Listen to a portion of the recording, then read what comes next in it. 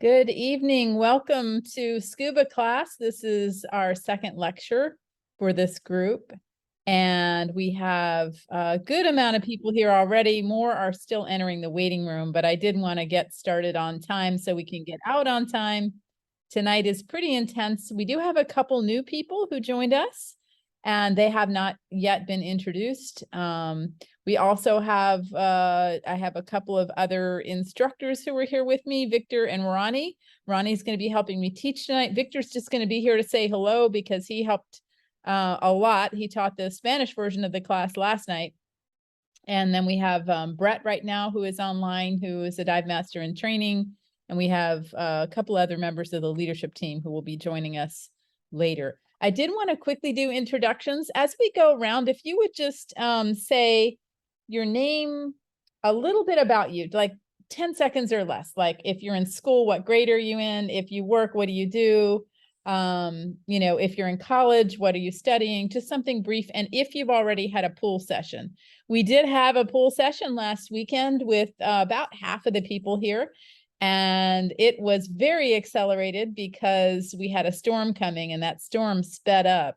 And so I do want to apologize that it was really, it was really accelerated, but thankfully we got it. We got all the skills in just in the nick of time. As we started to head out, the lightning came. And so we would have been chased out and had to do a whole other pool session. So certainly we like to have it a little bit more relaxed than that, but I'm glad we got all the skills in. So I'm going to start kind of in order that I see people. And again, just a 10-second or less introduction of yourself. And let's start with Baker Dean. Unmute yourself too as I come to you. Hey, I'm Baker. I'm in the 9th grade. And yeah, I'm 14. Okay, great. Joanna.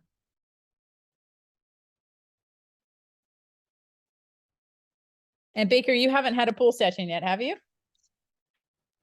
No, I have. I was there on I know you were. Yeah. Okay, thanks. This is actually not Joanna. This is Chris Hunt and my son Sterling Hunt. And we have not had our pool session yet. That is May 21st is my understanding. But we're excited to be doing this course together. Great. And Sterling, what grade are you in? I'm in 9th grade. 9th grade. All right. Excellent. All right. We'll go over to Lisa. Hey, I'm Lisa Roddy. I am recently retired, and our pool session is on May 21st also. Yeah. And Robert Roddy, I'm here with Lisa. I'm a law enforcement officer, and pool session at the same time. Ready to go. thank you for your service. We have a lot of law enforcement officers who take our classes. We really appreciate your service. Thank you. All right, Joseph.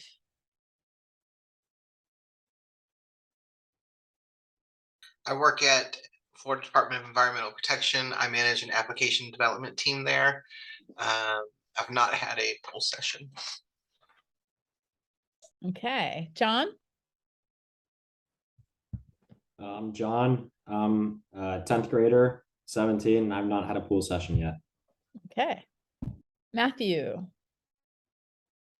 Hi, I'm Matthew. I'm 12 and I have not had a pool session yet. All right, Mackenzie. Hi, I'm Mackenzie. I just finished my junior year at Florida State. I'm majoring in environmental science and I have not had a pool session yet. Okay, Zach and Tyler. 9th grade, 16, and I haven't had my session yet.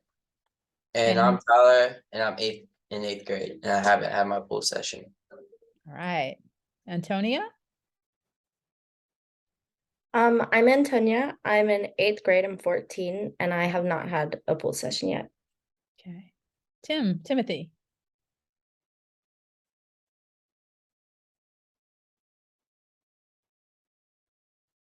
Tim, and unmute yourself. Yes, I'm Timothy McCutcheon. I had my pool session and I have my own lawn service business. And Tim, you've brought a lot of your guys in to take the class with us, and we appreciate all of you being here, and several of them are in the other section of the class where they're learning the Spanish version. So yes. All right, Jake. Hi, I'm Jake. I'm a senior in high school, and I did the pool session last Saturday. All right. Daryl?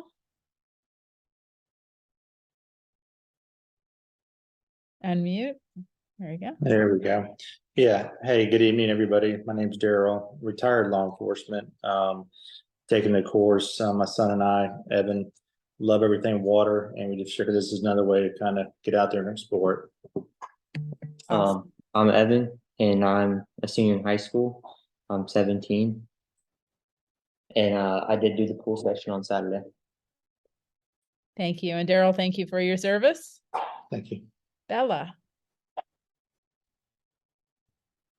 Hi, I'm Bella. I'm a senior at FSU. I'm actually graduating this Saturday.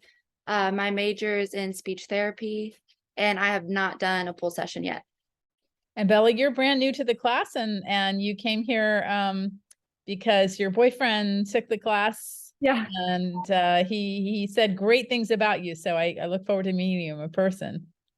He spoke really highly of you two in this class, so I'm excited. Awesome. Thank you. NWFMD. That's me. I'm actually Bella's dad. I use my work Zoom to get on. I work for the Northwest Florida Water Management District. Nice. My name's John Crow, and I'm a hydrologist there. And Cody talked me into taking the class as well with Bella. Cody's awesome. And I haven't had a pool session. Okay. And I understand we may be using your pool for one of our sessions, possibly. Sure, anytime. Okay, cool. Laurel. Hey everybody, I'm Laurel. I did my pool session last Saturday. I'm graduated from FSU last year, and now I'm looking at applying to some FWC and DP jobs. Very nice. Carlton.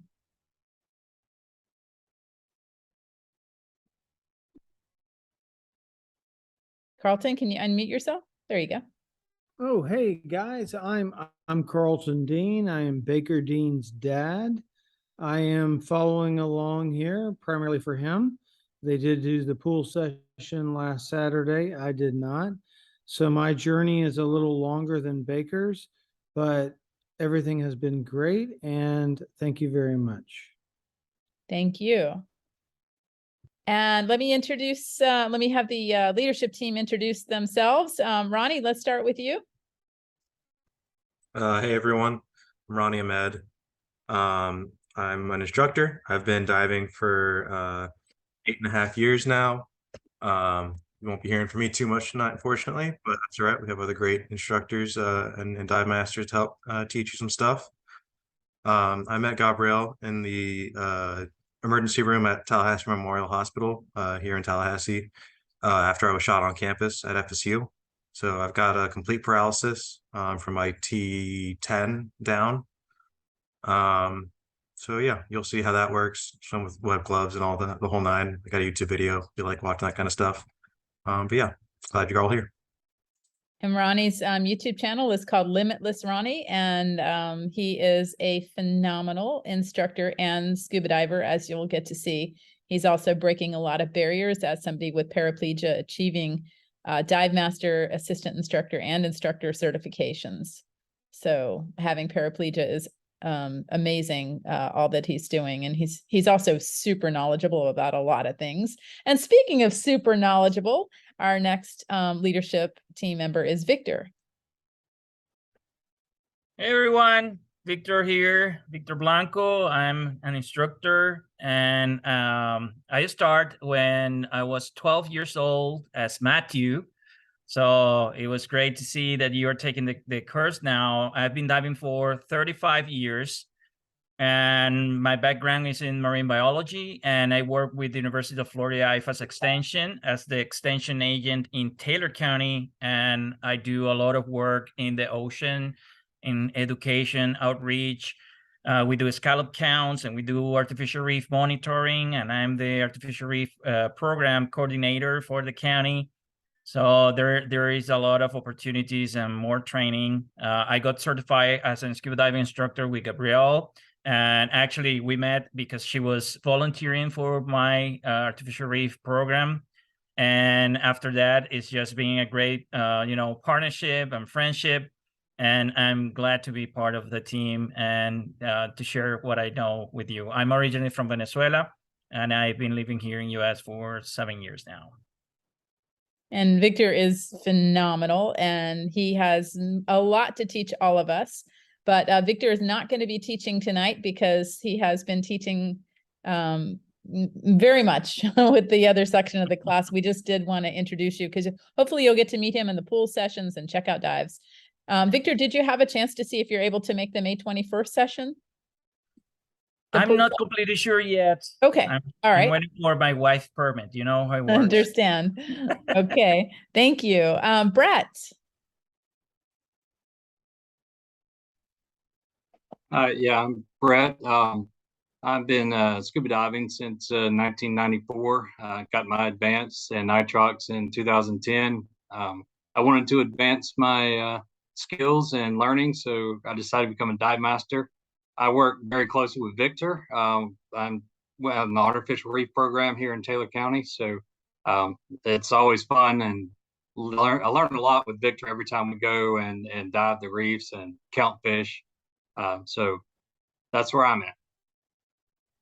Awesome. And Brett is pretty new as a dive master in training with us, but he has literally just jumped right in, and he's doing a fantastic job. He was there at the pool session with those of you who had your first pool session, and you're going to get to hopefully see a lot of Brett. He's doing fantastic toward his dive master certification. And I want to say something else about Brett. Yeah, please. He's getting his dive master because he wants to retire and move to the Keys and work on the diving industry. So he's doing a smart thing. Very nice. And Brett, what do you do right now? I'm an environmental engineer for the cellulose plant here in Perry. So I'm in charge of the wastewater compliance and NPDES permits and all that stuff here. So we've got a couple wastewater people here. Yeah, I got my bachelor's degree from University of West Florida in environmental science, and that's what I do right now. All right. Well, thank you. And we had Erica join us a little late. So Erica, go ahead and briefly introduce yourself and tell us if you've already had a pool session. I'm Erica Talbot. I'm having an issue with my video right now. I'll get it on in just a minute, but I'm a speech language pathologist. I enjoy doing pottery in my free time, and I have had a pool session. All right. Thank you. Yeah, we had a lot of people at the pool session, and I did want to check with you because depending on everyone's availability for May 21st, right now, based on the number of people who are no longer in the session, we might not need May 17th. So for those of you who've not already had a pool session, can you make May 21st? What are the times for that? It's an all-day thing. It's like 8:30 a.m. until we finish, but we block off until like 6 p.m. But if you do really well, then we're going to finish a little bit earlier. Okay, then I don't think I can. Okay, so what's your schedule like? I'm not really sure. I'd have to. I need to probably figure that out with my mom. May 21st is. It's a weekend. The weekend. Okay, is that a Saturday or Sunday? Let me check the calendar. I think it's a Sunday. Let's see here. It is a Sunday. Okay, then I might be able to do it on that Saturday or the next Sunday. Okay, so the options are you join on the 21st, or we're diving on a lot of other days, so we'll have to find a completely different time for you if you can't make the 21st, okay? Okay, so, thank you. So look in your calendar and let us know if that's not going to work for you. And if it's not going to work for you, then we can split the group up and find another day. Okay. Especially if everybody else can make the 21st, then okay. And if not, then we'll split the group and come up with the other session, which may be during the week on the 21st. I mean, on the 17th. Okay. All right. So Yes, thank you for being here. And has everyone had an opportunity to get the materials from me? And if not, I would strongly encourage you to read your emails and let me know when you're available to get the material so you can start reading the textbook, okay, as soon as possible. And I think that what's going to happen is tonight we're going to make a lot of things really obvious to you, but it's easier when you've had a chance to start reading. How many of you have started reading the textbook? Good. Very good. All right. Well, that's helpful. So I am going to start sharing my screen, and just everyone confirm with me in one moment if you can actually see it. Hang on. I need to resize it. All right. Can everyone see that? Yes. Good. Okay. So the teaching team, you've met several of us tonight, and we have others who are not here at this moment. We have some who will be coming later. This is the tentative schedule. Excuse the tiny fonts, but you can see that we are on our second lecture, and we've had our pool session for the first group of people. And you all that have had your first pool, that had the pool session last weekend, you all successfully completed your skills and you are ready to go diving. And so I did put on there tentative, if you look, possible addition of this Sunday. If anyone wants to go diving this Sunday, let me know, and we may be able to go ahead and add a day. But I do have some availability currently if anyone wants to hop into the Sunday, May 13th on a Panama City charter boat. Like I said, with the pool sessions, we're confirmed for the 21st. We may add a pool session on the 17th, but we're not sure yet. And then the 22nd, we're going diving at Big Blue. By the way, I dived at Big Blue Spring a couple days ago. Actually with, no, it was with one of my advanced students, and it was phenomenal. And it was so beautiful. And I got to dive with a couple turtles and a few albino crayfish and lots of other cool things. It was so beautiful. And they have a brand new platform that they put, so it's much more accessible than it was previously, if you've ever been there before. So it's very nice. Then we have June 4th is open water checkout dives at Morrison Springs. Most of you have already given me your names if you want to come. If the group gets to be too big, I'm going to divide you in half. And typically, you know, if Ronnie's there and I'm there, or, you know, if we have at least a couple of instructors and dive masters, we can divide you into two groups, and so that it's not going to be too big and get all your skills done. So, so it looks like Morrison's going to be a really big group. And then we have the 5th and Panama City. That is a full trip currently with everybody who wanted to go. We have availability though on the 17th, if anyone wants to join on June 17th. And then we can always add other dive sites like Troy or Blue Grotto or Orange Grove or lots of other locations. So if you haven't already emailed or texted me with your 2 preferred dates, you really need to do at least 2 days of diving. And if you do the 2 days of diving and you successfully complete all the tasks and you're good, I'm going to tell you you're good, and I'm going to sign off and you're good. Now, you don't need to come do any more diving if you've done that, but we encourage you to come diving and get more dive experience anytime you want to. So you only need to find 2 of these days, unless I say, or Victor says, or Ronnie says, listen, you need a little bit more diving. And don't ever feel bad if we say that to you. We just want you to be safe. Okay. This is not a money motivated organization. We are about safety. And so if we see that after 4 checkout dives on scuba and 1 skin dive, you have not, successfully completed your tasks to the point that we feel that you're going to be safe out there diving on your own, we're going to have you add more dives. It's not going to cost you anything. We just want you to get more experience and make sure that you're actually good to go, so that then when you leave us, you go and you actually enjoy diving, and hopefully it becomes a lifelong, really great hobby for you. I love all of those of you who are getting certified with your kids or your parents, or in our last class, we had grandparents. It was really cool. So I think that when families dive together, it's very nice. So yeah, if you haven't already messaged me with the 2 dates that you want, please do so. Many of you already have. Don't forget the scuba sizing form. Some of you are brand new and you're not sure about what that is. Check your email, click the form, and go ahead and put your height and weight in there so that I can properly bring the correct sizes for you to the pool session. And for the checkout dives, I'm probably I have a bunch of wetsuits. I'll let you try them on based on your height and weight. And I'm going to ask you how cold you get and that kind of thing.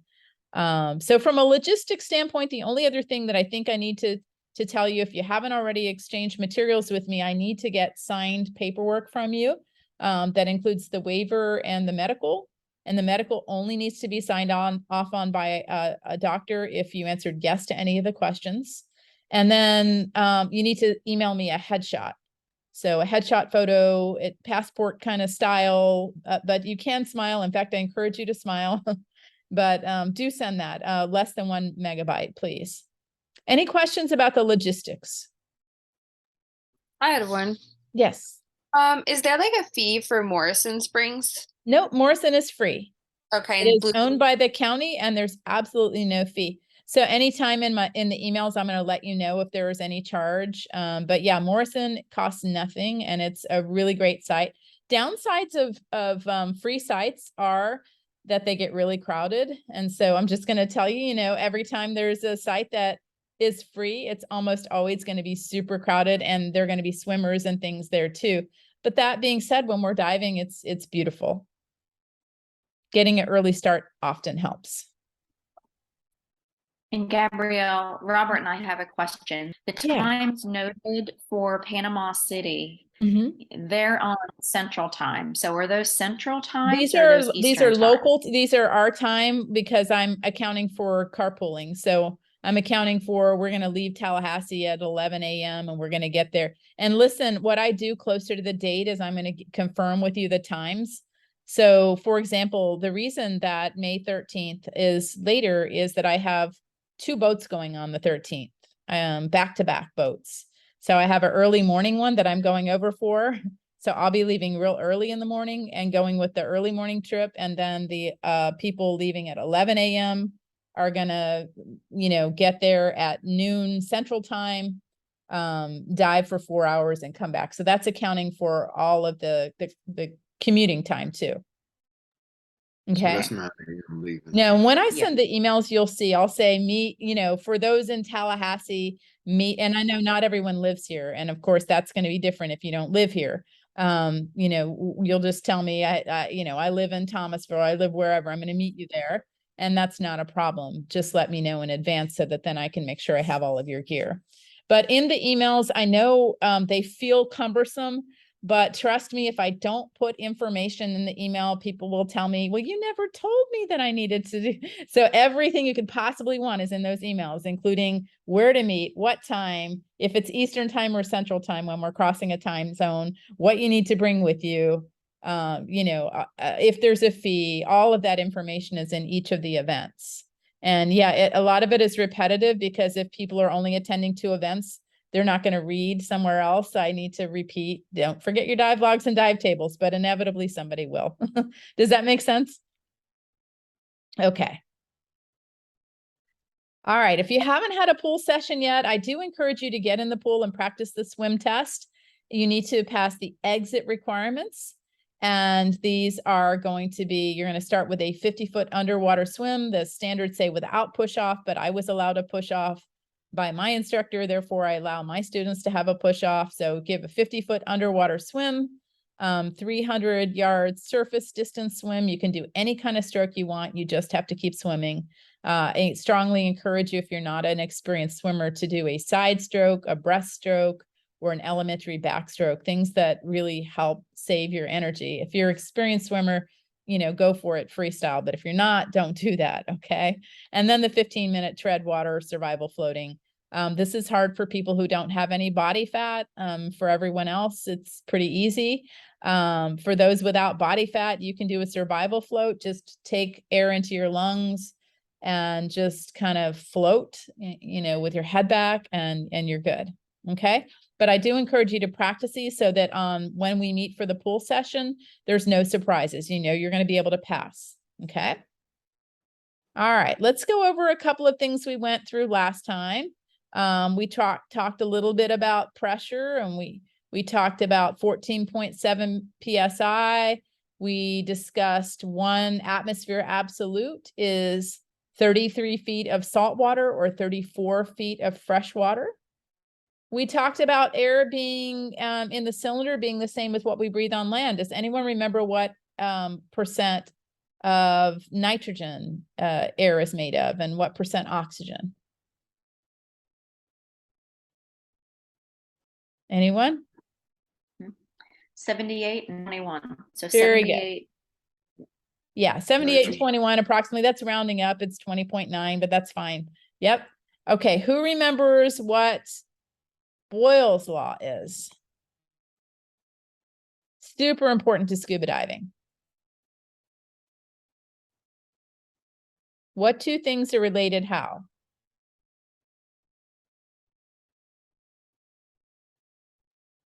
And I can't see the chat box while I'm presenting, so if anyone can speak out loud, that'd be great. I might be able to click it and not, let's see here, move it over.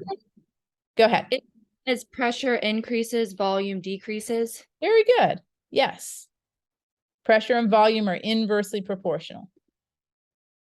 What about Dalton's law? Anyone remember what that is?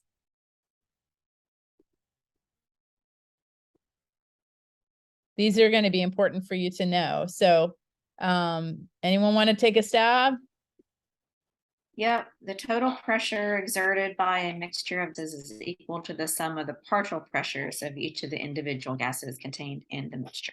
Absolutely. Each gas acts independently. What about Henry's law, somebody? Henry's law. Go ahead. At a constant temperature, the amount of a given gas that dissolves in a given volume of liquid is directly proportional to the partial pressure of that gas. That's right. And we always talk about an old man named Henry sitting on a front porch with a soda bottle, old-fashioned soda bottle, and we talk about, you know, if you shook up the bottle and how that would apply. What about Archimedes' principle? What is that?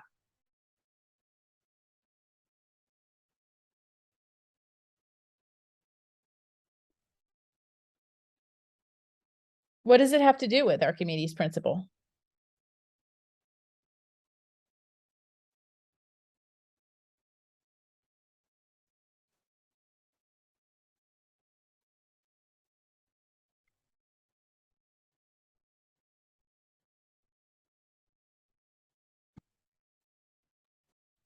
I know it has to do with buoyancy. Good. Upward buoyant force that is exerted on a body immersed in a fluid, whether fully or partially, is equal to the weight of the fluid that the body displaces. So good. It does have to do with buoyancy. All right, a little bit more review, and then we're going to get into the rest of the content tonight. So scuba cylinders need an annual visual inspection and a 5-year hydrostatic test. We wear wetsuits below 80 degrees. So 80 degrees is the magic number when we wear wet. Now, some of us are wimps, right? Bill just joined us. He's a dive master. Bill and me and Ronnie are among the proud wimps here. We wear wetsuits in a lot more than 80 degrees, okay? We get cold easily. So anyone remember what the first color is to disappear as you descend? Red. Very good. Red it is. How are objects going to appear underwater? Larger. And? Larger and? Closer. Good. Closer and larger. How often should you clear your ears? As much as needed.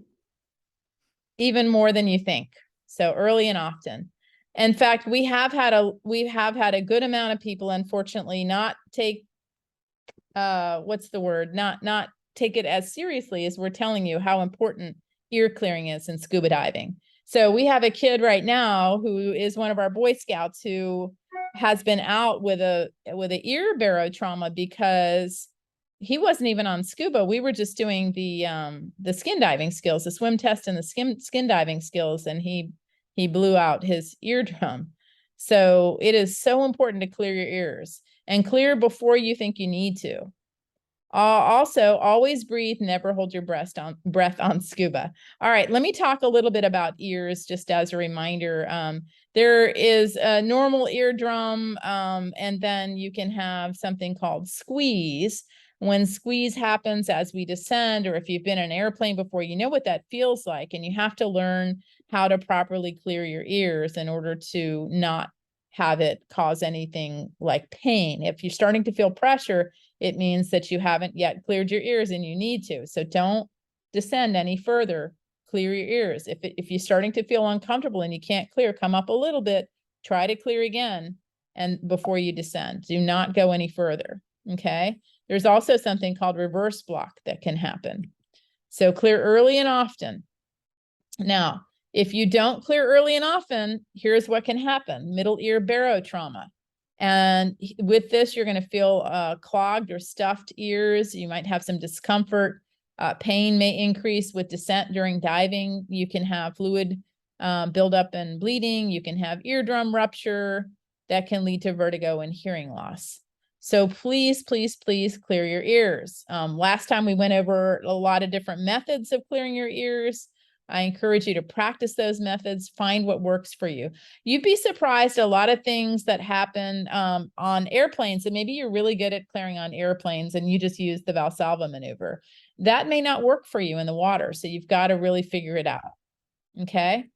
So make sure that you clear your ears, because an obstruction in the eustachian tube can lead to an inability to achieve equalization, and unfortunately, it can really cause problems.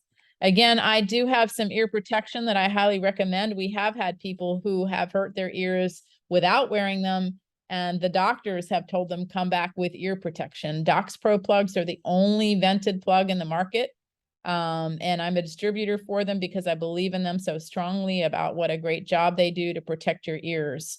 And then another thing that I recommend is Ear Shield. It's a mineral oil instead of an alcohol-based icky thing. And I've got a special. If you get both of them together, you get $5 off. It is a, yet another little fundraiser for the nonprofit, and they'll help save your ears. So, and now let me just, let's quickly go over the maneuvers on how to clear your ears. The most common way, and I want everyone to do this, okay, is you're going to gently pinch your nose and you're going to gently blow air through your nose and you're going to feel it. Everyone try that. Now that is the most common method, but believe it or not, it's also not the most effective method. I have had people mash the heck out of their nose and they end up, with bloody noses. Don't do that. You barely need to touch it. Voluntary tubal opening, you're going to tense your throat and push your jaw forward. You can just kind of do that right now and feel it. Okay. Toynbee, you're going to pinch your nose and swallow. I find swallowing actually works a lot better than blowing out. Okay. The Frenzel maneuver is pinch your nose and make the sound of the letter K. In essence, you're taking your tongue and pushing it toward the roof of your mouth. That's the Frenzel maneuver. Everyone try that. The Lowry technique, pinch your nose, blow and swallow. So you're kind of combining things. And then the Edmonds technique, pinch your nose, blow, and push your jaw forward. Now, when you're diving, what I recommend is as you start to feel a little pressure, look up toward the top, the surface, and you're going to feel the eustachian tube stretch, and that's going to help you a lot. Okay. So do that. Also, sometimes kind of doing this, moving your head back and forth, that'll help stretch your ears. All right, let's talk about scuba regulators. They change the cylinder pressure to the diver, and you're going to get to learn all about these poolside, but you've got 2 pressure stages. There are demand or open circuit. The first stage is where everything kind of connects together. That's where the ports are. The second stages are the things that you breathe out of. The first stage looks like this without the hoses in it. And you've got high pressure and low pressure ports. Taking care of your regulator set is super important, especially after seawater and after chlorine. You want to rinse it after each dive. you're going to find that I always carry a bleach solution per Divers Alert Network recommendations. So we use a bleach solution. You're going to dunk, after rinsing, you're going to dunk the mouthpieces into this bleach solution so that we sanitize as well. Please keep the dust cap on the regulator set, except when you're connecting or disconnecting it. It needs to be annually serviced professionally by Jacob just joined. He's one of our dive masters. He'll be teaching in a bit. He'll probably be someone who's going to service your gear. Needs a full overhaul every 2 years. Now, those of you who are going on dive trips, you're going to go dive in a resort and you're going to see something that looks like this. It's a dunk tank, a rinse bucket, some people call them. You get off the boat, trust me on this. You want to be one of the first people off the boat and go straight to the dunk tank before everyone else does. Because if you wait till the end, it's going to be salt water. You're going to be rinsing everything in salt water. Always start with the most expensive, important equipment first. That would be your regulator set. Don't worry about your wetsuit or anything else at this point. Take your regulator set and thoroughly clean it. And we'll teach you how to do that poolside. Then take your BC. Then everything else. Okay. All right. Alternate air sources. And we have things like a pony bottle, which personally, I only really dive with people who use a pony bottle if they are photographers. Really don't like pony bottles. Normally when I dive with people with pony bottles, they tend to push the limits and they need it. But there are exceptions, of course. You have an octopus also. Some are integrated into BCs. I personally don't like these. I like having a separate mouthpiece, and there are many reasons why.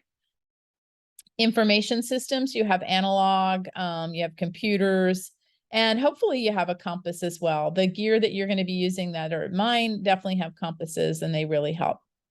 So how many of you already know how to use a compass? Some of you. Okay, good. In underwater navigation, the hardest thing to do with a compass is you need to hold it flat and kind of in the middle of your body, and that's going to help a lot. Some people have it mounted on their wrist, in which case you kind of have to pull your wrist over to the middle of your body. So always follow the lubber line. And in addition to all the normal parts of a compass, like the bezel and the lubber line and the card, you're going to see something called the side window. And this is normally when we're scuba diving, what we use to navigate. We don't get much into navigation with open water scuba because you're going to feel so task loaded as it is, but we do get into it with advanced diving. So again, you're going to look something like this when you're diving with a compass. There are a lot of other accessories that you can use, things like flashlights, dive knives. So when would you need a dive knife, by the way?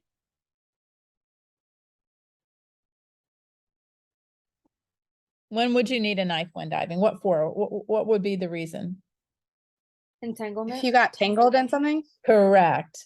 Both of you said it right. Entanglement. So often we do need our knives in order to cut a fishing line. Honestly, I save a lot of things. I save fish that are dying. Like when I go into somewhere that's fished a lot, like the jetties in Panama City, I'll be diving and I'll see this poor fish hanging on a line that was snapped, and the fish is caught and nobody can get to it, and it's just sitting there like slowly dying on a line that's between some rocks. So I just cut it free, you know. I have been entangled before too, and when I've been somewhere where there was some monofilament and you know it got around me, so it is really good to have.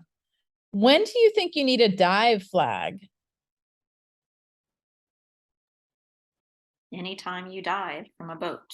Close. You need it in navigable waters, not anytime you dive. So for example, when we dive at Morrison or we dive at Bugrado, you do not need a dive flag because there's no boat traffic.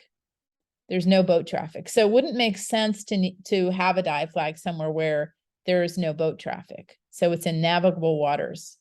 Another thing that you may learn about, and especially if you take advanced, because we teach this, is SMB, surface marker buoys, also sometimes called safety sausage deployment.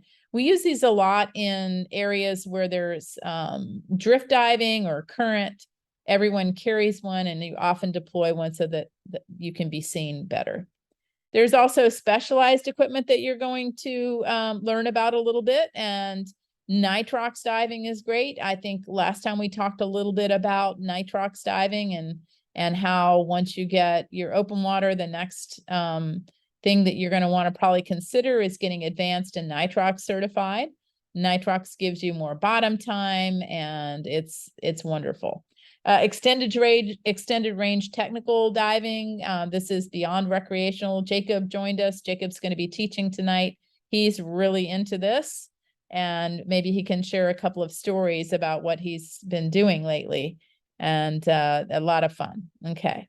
Rebreathers. Personally, I'm not a fan. I have a lot of friends who dive rebreathers. I've also had friends who've lost their lives to rebreathers. To me, the technology is not quite there yet. It scrubs the oxygen. It's a nice concept. It's really good for people who are like photographers. I am an underwater photographer, by the way. But you know, there's no bubbles, but there are a lot of other challenges with rebreathers. So any questions so far? Okay, Brett's going to take over from here. And while Brett is setting up, Bill and Jacob, why don't you each quickly introduce yourselves, because you're going to be coming up next. Hi, I'm Bill. I'm a dive master. I've been diving for about 7 years. I've got almost 200 dives. I really do enjoy diving. I got into it as I've seen other people diving, so I decided that I wanted to go ahead and give it a try. I waited a while, but I eventually got into it, and I really enjoy it. Thank you, Bill. And many of you got to meet Bill at the last pool session. And Bill is an awesome diver as well as a dive master. And Jacob, are you with us? Yeah. Okay. Yeah, I'm here. So Tell us. I'm Jacob. I'm a dive master. I work at Coral Reef Scuba, a dive shop in Tallahassee. Started diving when I was 15. I have 186 dives now, and got really into cave diving and technical diving. Very good. And I taught Jacob from when he was 15 up to dive master, and he's now taking it a lot further with all the technical stuff. And he's been diving in North Carolina for shark's teeth, right, Jacob? Yeah. Yeah. So he'll be teaching a little bit later. So Brett, take it away. Okay, just want to make sure everybody can see my screen. We can see it. Thank you. Okay. Yep. All right. Buddy system. So what is a buddy? Someone want to answer that one? What is a buddy?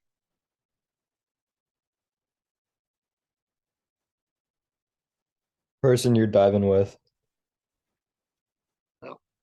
And why have a buddy? So you guys can stick together and keep each other in check. That's right. And so how close should you swim?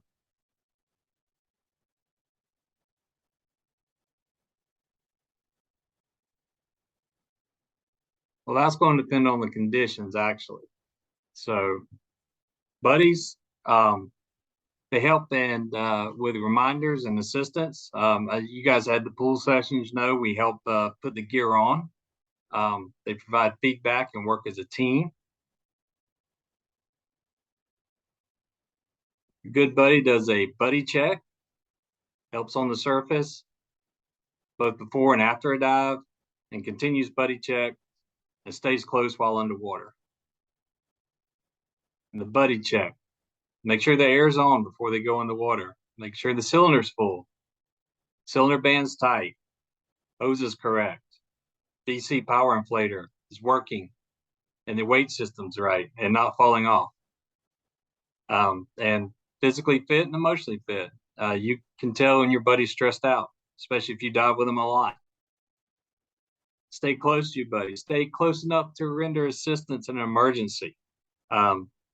You know, you want to stay closer when it's turbid or deep dives, within touch distance if we're training, or challenging dives. You know, if you got low visibility, you want to stay real close to your buddy. positioning with your buddies. So before you get in the water, agree on the position you guys are going to dive and maintain that position. Side by side is the best. You can look over and see. And one behind the other is the least desirable. I know when I dive with my son, I'm always, if he's behind me, I'm always turning to check on him and not looking at the cool stuff underwater. So know your dive plan. Each of you should know what general direction of the dive you're going, the time and depth plan, and planned activities while you're diving, and agree if changes are made. And look for your buddy. Always know where your buddy's at. Every minute. Well, if you lose your buddy, if you're separated, you want to look around. No more than a minute. And then you want to use signals, noise signals. I know some people have they called tank bangers. Or if you even have a knife, you can kind of bang on your tank with a knife. Get some to use some noise. If the visibility is bad, ascend a little bit, circle around, and look for bubbles. And after a minute, ascend to the surface and see if they've made it to the surface. They should be following the same technique because they lost you, you've lost them. You should see them at the surface soon after you surface, if they're not already there. It's all about sharing an activity. It's all about safety. So we'll talk about Module 3, summary, basic equipment, our exposure suits, wetsuits, dry suits, weighting systems, buoyancy compensators, cylinders and valves, regulators, instruments, accessories, specialized equipment, diving with a buddy.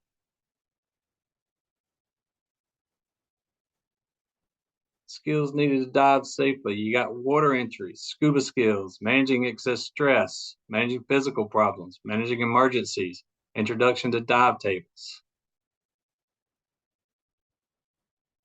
Water entries, you have shore, surf, and boat. So we don't do a whole lot around here in this area with shore. Well, we do, this would include places like Morrison Springs as a shore entry. Yeah. We do with the jetties, and the jetties in Panama City is another really popular site where we would do a shore entry. I was looking more at the surf, the higher surf. Yeah. Well, and Brett, let me just say, I'm sorry, this is your first time teaching this. So let me say that the book teaches it based on big waves in California or somewhere else. And we don't have that here. So we enter completely differently than the book teaches you and completely differently than these guys are doing right here. Okay, so the book is going to teach you to wear your fins. But how many of you know what the sand is like here in the Gulf of Mexico? If you wore your fins and walked in the water, what would happen to your fins? You would lose them. So we actually walk forward. They have their regulators in their mouth. We keep our snorkel in our mouth. And whenever a breaker comes, we turn our back, let it hit our back. And then we go past the breakers, put our fins on, switch to regulator, and then go diving. So sorry to interrupt you, Brett. And you probably knew that, but I just want to say the book teaches very differently than what we do here in our neck of the woods. Okay. Now, boat diving, there's two types of entries. We could do the roll off the side of the boat and the giant stride. Now we do those that had the pool session did the giant stride. Those that don't, we will learn the giant stride at the pool session. I enjoy falling off the boat. That's fun. Yeah, and we call that a back roll entry. Surface, snorkeling, and to the dive site. So if you have a area like, I remember when I was in St. Croix, we would snorkel out from the beach to the dive site because it was about 100 yards from the beach. And so you don't want to waste your air. So if you can snorkel to where before you're going down, it's a great way to get there without wasting your air in your cylinder. And then when you get there, you can switch to your regulator and start your dive. 3 important rules and we've gone over this, but always remember, equalize early and often, always breathe, never hold your breath, and exhale continuously if your regulator comes out of your mouth. You're correct. You want correct weighting. No air in your BC, and you're floating just above your mask. And then we have a descending on a line, which is we do a lot of on boat dives where you descend the anchor line or a drop line. As you're going down, you want to clear again early and often. It's very important. And at depth, you want to be neutral buoyant. So you may need to add a little bit of air to your BC to become neutral buoyant. Get neutral buoyancy. You can see that the person here in this picture, one is too light and one is too heavy. Which one's too light?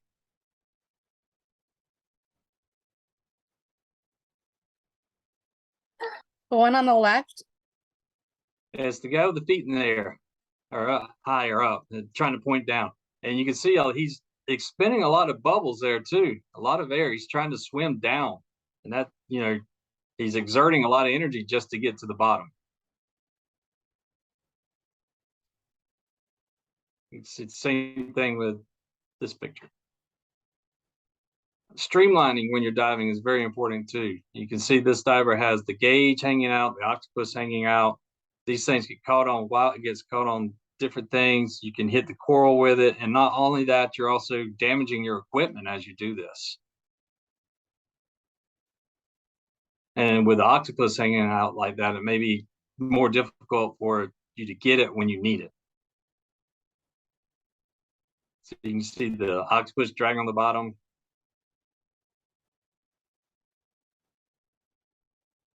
Okay, during your ascent, you want to check your gauges.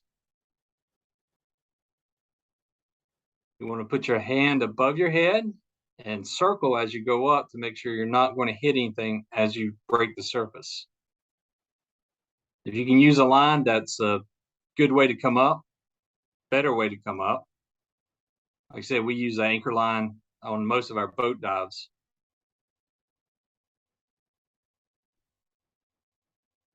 Buddy plan. So we have the advantages of a buddy plan is sharing, safety, planning the dive, depth time, turnaround time, what to see, hand signals, and becoming separated.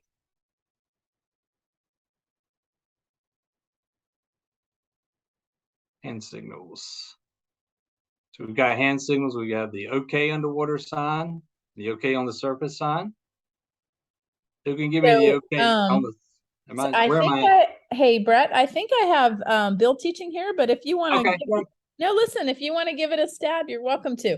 So that's okay. Go ahead, Bill.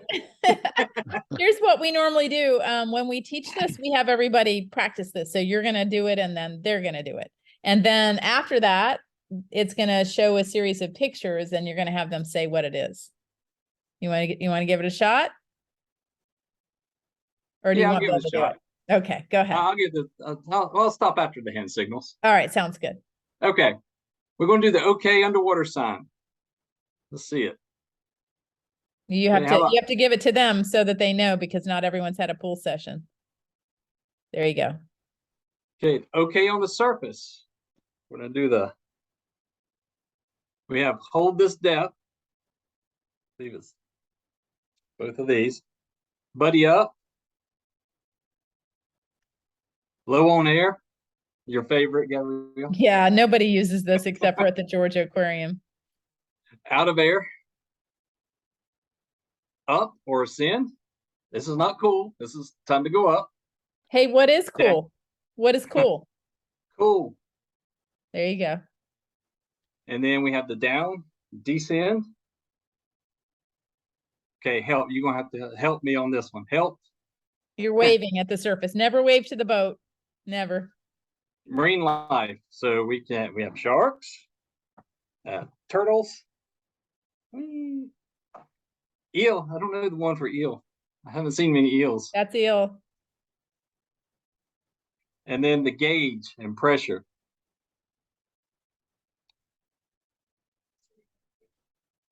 All right. Now you're going to click and they're going to tell you what it is. You're going to prompt them to tell you. All right. Okay, what's this one? Okay on the surface. Good. Good. And what's this one? Okay, underwater. Yep. And what's this one? Help. Equalizing your ears. Yeah, and this is the problems. So ear problems. That means problems is wiggling your hand.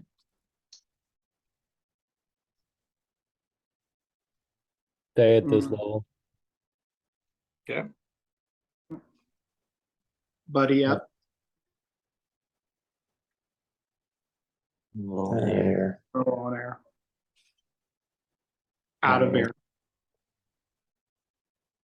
Up. Go up. Let's go up. Ascend. Very good.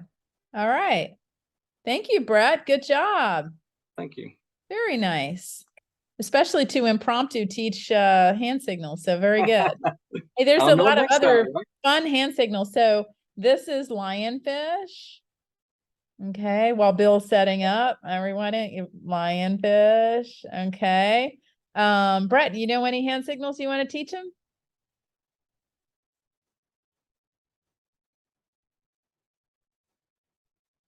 Ronnie? A common one I've seen is like crustaceans. So like whether it's a crab or a shrimp or whatever, it's just. Yeah, this means there's something cool and small. Yeah, that's normally I've also right. seen them do little pinchers, like Yep. pretend they have pinchers because they all have little, like grabby hands. And this is lobster.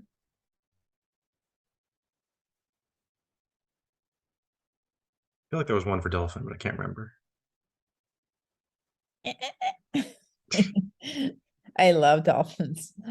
I have had the pleasure of diving in Panama City, coming up from a dive, especially in Panama City at the jetties and being surrounded by dolphins before. That was pretty magical. And often when we're diving in Panama City, we'll hear them too. We'll hear them, making echolocation sounds. So, but we'll teach you lots of other cool things. Thanks. We had a pod of dolphins around us in North Carolina. Awesome. That is so cool. Do you know what kind of dolphins they were? No, but they came within like 3 foot of the boat. Nice. Or like just above us on the surface. Very nice. Yeah, the main kind that we have around us here are called Atlantic bottlenose dolphins. Bill, how you doing with setup there? Should be set up. Can you see my screen, hopefully? Not yet. Hey, Gabrielle, while we're transitioning, can I ask a question since Of you just brought up Georgia Aquarium? Yeah. Are there any updates on the wait list? I know you had sent out something about paying if you were already on the active Yeah, so list. this week payment is due, and therefore I expect people to drop out. Oh, okay. So I will be letting you know if some spots free up. I do expect that 1 or 2 spots will free up this week. So. Okay, gotcha. Thank you. Okay. All right. We can see it now, Bill. All right. Fantastic. Good afternoon, evening, everybody. Glad to be here with you. So we're going to start with ascending. So the decision to end the dive is the first part, obviously. You want to exchange hand signals. You want to check your gauges, make sure you have enough pressure to do your safety stop and get to the top. You want to go ahead and begin your ascent. Start letting a little bit of air out at a time of your BC. You want to track your buddy. You want to stay with your buddy and then do your safety stop, which is, does anybody remember how deep and for how long you do that? Maybe. I think it's every 33 feet or something. Is that right? Yes, 15, 16, maybe 20 feet for 3 minutes. And hey, Bill, why do people need to let air out of their BC when they're ascending? Isn't that counterintuitive? It is actually, in fact. So as you go deeper, the air contracts because of all the pressure, but as you're coming back up, the air expands back out. So you want to go ahead and let air out of your BC, else you would start to come up too fast because that air is expanding that wasn't there. Does that make sense? Very good. Okay, and finally, you're at the surface. You want to inflate your BC manually. Go ahead and switch to snorkel, save your air in case you need it. And then exiting the water, you want to have your fins in your hand. A lot of you remember this from the pool session. You want to have your mask in place, your regulator or snorkel in your mouth. I actually have seen both. I use my my regulator in case I fall back into the water. Definitely want to have something to breathe on. So additional stressors. You could run into equipment problems. Things are heavy. I can tell you that for sure. Probably around what 60 to 70 extra pounds. Confining wetsuits, they can be a little tight. Losing equipment, that does happen. Equipment malfunctions. You want to do a buddy check prior to diving. Maintain your equipment. Equipment will take care of you. And task loading. Anybody know what task loading is? This happens a lot with new divers. It's where you get so much on your mind that you start to lose focus on what you're doing. So you'll feel task loaded on your first dive. You'll feel like you have a lot going on and you have to do a lot. You have to look at your gauges, you have to look at your depth, and other things like that. What you want to do is go ahead and relax and think it through. Take, good deep breaths, let them all the way out, and think. Okay, low visibility. Those are always fun dives. I'm sure Jacob has probably been in quite a few of these situations. I've seen a few low visibility dives myself. Definitely want to take a good light with you. So remember, it may or may not be real, and that's your fear. Perhaps the biggest threat is the ego threat. Don't let your ego cloud your judgment. Get the training for the type of diving that you want to do, and be sure to dive within your training. Responses to increased stresses, your heart rate increases, your respiration increases, your perceptual narrowing, that'll also increase. So the big danger of failure to exhale if the problem is not resolved. You can see here these two divers, one of them is stressed out and one of them is not. Can you tell which one is stressed out? Anybody want to take a guess? The one with the bubbles, the more Yeah, bubbles. They're breathing pretty hard, so they're pretty stressed out. You can look at the other one as has in relative terms has a small amount of bubbles coming out there. So rarely is it one problem. Little problems that are not solved can lead to bigger problems that may overwhelm us. Then the panic can set in. And panic, the point when all logic and mental control is lost and only fight or flight remains. And that's not a good thing to have while you're diving. Yep, it says right here, and diving, panic is not an option. So plan your dive, dive your plan. You have a responsibility to yourself, to your buddy, other divers, and the non-diving public. Diving requires physical and emotional fitness to dive, and we believe diving is 40% physical and 60% mental, overcoming that threat and getting out of your comfort zone there to hop on in the water. So when all else fails, you want to stop, breathe, think, breathe, and react. Stop what you're doing. Take a full breath cycle. Think about what you need to do. Take another breath. And then take action by reacting to the stressor.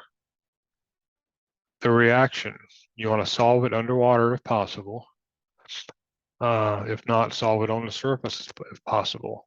Abort or cancel the dive if necessary, and divers should respect each other's decisions. Much easier than doing a rescue, I assure you. All right, the panic cycle. A problem begins to occur. stress increases. You have a diver in control. The stress is recognized. Stop, breathe, think, breathe, react, and the problem is solved. So you have the stress increases here, a diver without control, the stress, the perceptual narrowing, skill changes, even more stress, panic sets in, and then you have flight. So you want to manage your stress while you're underwater. Sometimes you may feel like you're starved for air while you're underwater. I know I have when I first started diving. So you want to go ahead and stop swimming, take slow, deep breaths, go ahead and signal your buddy and ascend to shallower water. And I believe at this point I hand it over. Very good. Thank you, Bill. Any questions so far? We are typing some things in the chat box, but while Bill is stopping and Jacob is starting, I did want to ask anyone about diving opportunities. That is anyone able to make the 13th in Panama City? Anyone? If not, I'm going to open it up to recreational divers and scuba friends for just for fun.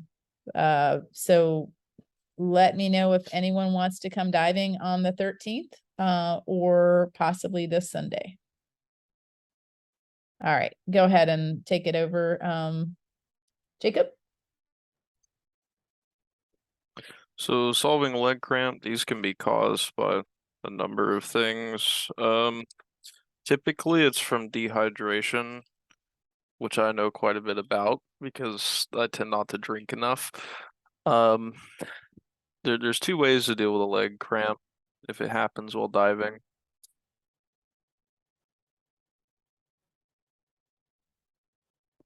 You can slow the pace, try a different kicking technique. You can stretch as soon as you get the first sign. If you feel tightness or pain, you can grasp the tip of your own fin. So if your buddy is not able to help you, you can reach down, grab the tip of your fin and pull. And that'll stretch your calves.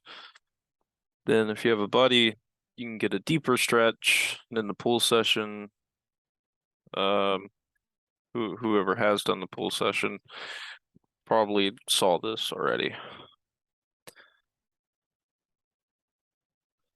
So managing problems, so entanglement, you can use a knife, line cutters, or buddy assistance. Sometimes it gets around the fin and you can just move your leg around and it comes off. At the jetties, usually where people get entangled. So you can have self-assistance using line cutters or however to get unentangled. And then buddy assistance if they can see the line or whatever's entangling you. Streamlining gear, the more out your gear is, the more drag it can cause in like current and other situations. Less weight and streamlining are both really good ways to use less energy while diving. You'll move through the water easier because there's less drag being caused and you prevent stuff from getting snagged or entangled. So if you lose buoyancy, weight system comes off, such as if you're wearing a weight belt and it just falls off, the clasp fails or something. You dump air from your BC, you can flare during the ascent to try to slow it down as much as you can. Breathe the entire time, never hold your breath when ascending or in general when scuba diving. If the power inflator sticks open, then there's a couple different ways to deal with that. Actually, no, you can hold the vent button to like help keep it from adding gas to the BC and disconnect the inflator hose, which is how it's getting the gas. If the inflator doesn't work, you're pressing the button, make sure it is completely plugged in all the way. Sometimes people forget to put the hose all the way on. If it is all the way on and it's still not inflating, orally inflate. Drop weights as a last resort. You should never drop weights for something simple. Only as a last resort. If you're ever out of air, you shouldn't run out of air. You should be checking your gauges fairly regularly and being able to come up with at least 500 psi, generally turning the dive around 1,000.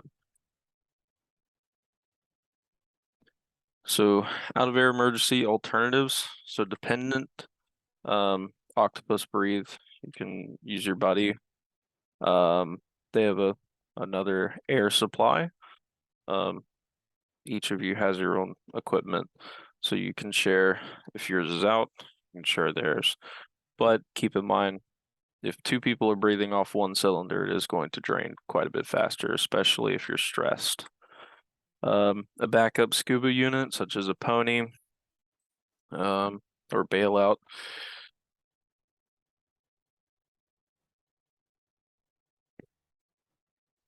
Independent would be an emergency swimming ascent, or positive buoyancy ascent.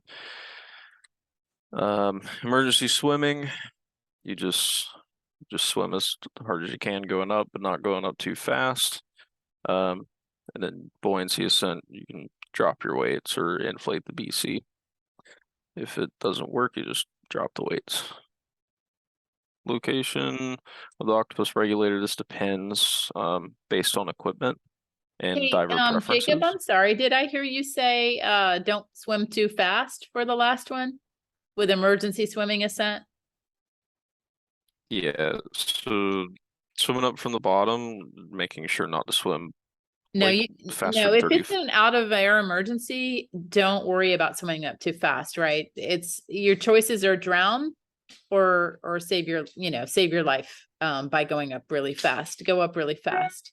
Always a better option. So, okay. If you've run out of air, which you shouldn't run out of air. If you're trained properly, you're not going to run out of air. But definitely make sure that you do that, okay? To go to the surface fast is better than drowning. So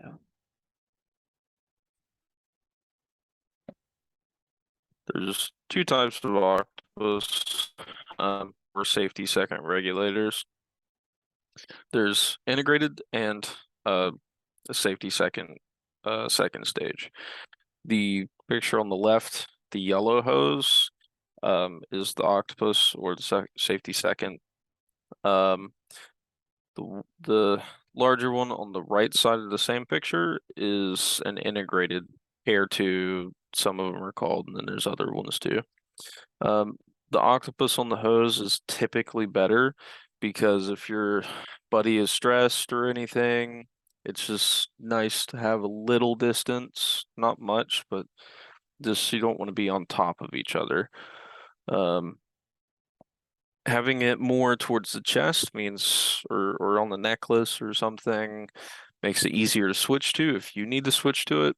Maybe for some reason the low pressure seat in your primary second stage clogs up the channel, then you can't breathe anymore. So then you can switch to your octopus and be able to breathe again. If your buddy needs it, generally you're going to give them the octo, but you do have the option if it never really happens, but if they were to take your primary, then you could switch to your octo.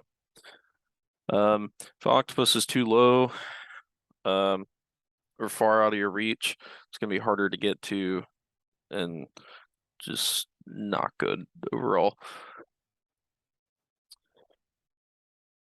So you can see this is a picture.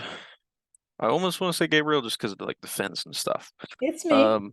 It is okay. It's like you should know what I look like underwater by now. It's hard because like really the only thing you see is like the small portion of the face. But her octo comes under her arm and onto a necklace. For those who did the pool session, like you probably already saw that with the necklace and used it. Out of air octopus use, out of air signals are slashing at the throat. Generally, they're not going to do low on air unless someone made a mistake or either it's a Georgia aquarium. Buddy offers primary regulator, then picks up octopus. So there's different ways to do this. Some prefer to give out the primary and use the octo for themselves. Generally, the octo is going to come with a longer hose, so people tend to give them that one and keep the primary. It's kind of personal preference and gear configuration. Whichever's easier for the divers. And always discuss like out of air situations before diving. The protocol for like how you would be sharing gas if you needed to.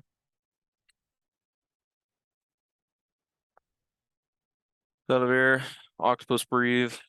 See, this is if the octopus hose is fairly long, but the primary is short, you can see they're very close together, but the octo hose is obviously longer. So in that situation, it'd be better to give them that one. Control descent, both of you, like in an out of air situation, once you're both breathing, need to start ascending safely and controlled. Venting gas as you go up, so you're not ascending too fast. So out of air, buddy breathing.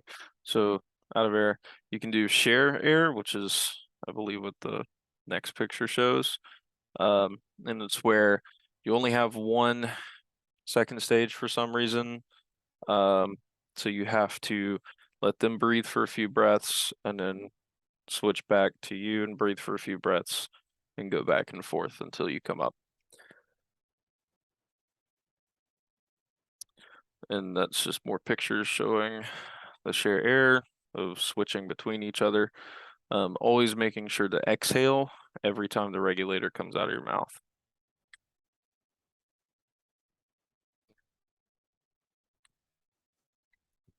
So your buddy's too far away, you run out of air.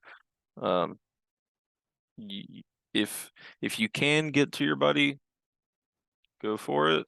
If you really don't think you can make it and they're not paying attention whatsoever, then just make an emergency ascent, which could be a swimming ascent or positive buoyancy, but you can make sure to exhale, continuously exhale as you go up and breathe a little bit sometimes as you go up.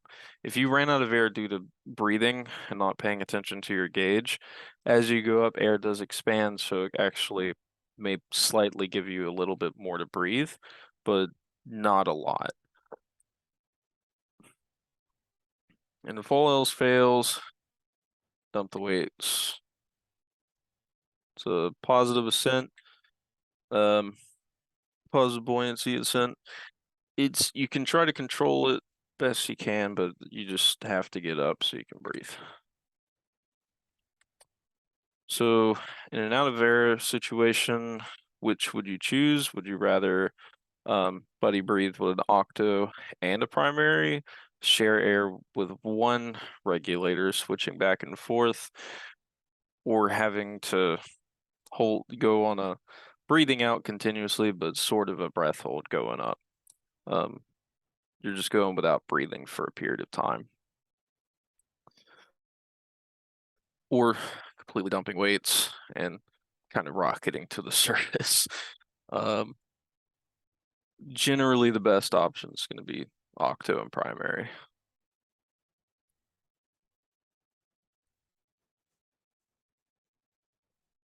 So the deeper the dive, the less gas you're going to have, as every breath you're going to use more than you would at shallower depths.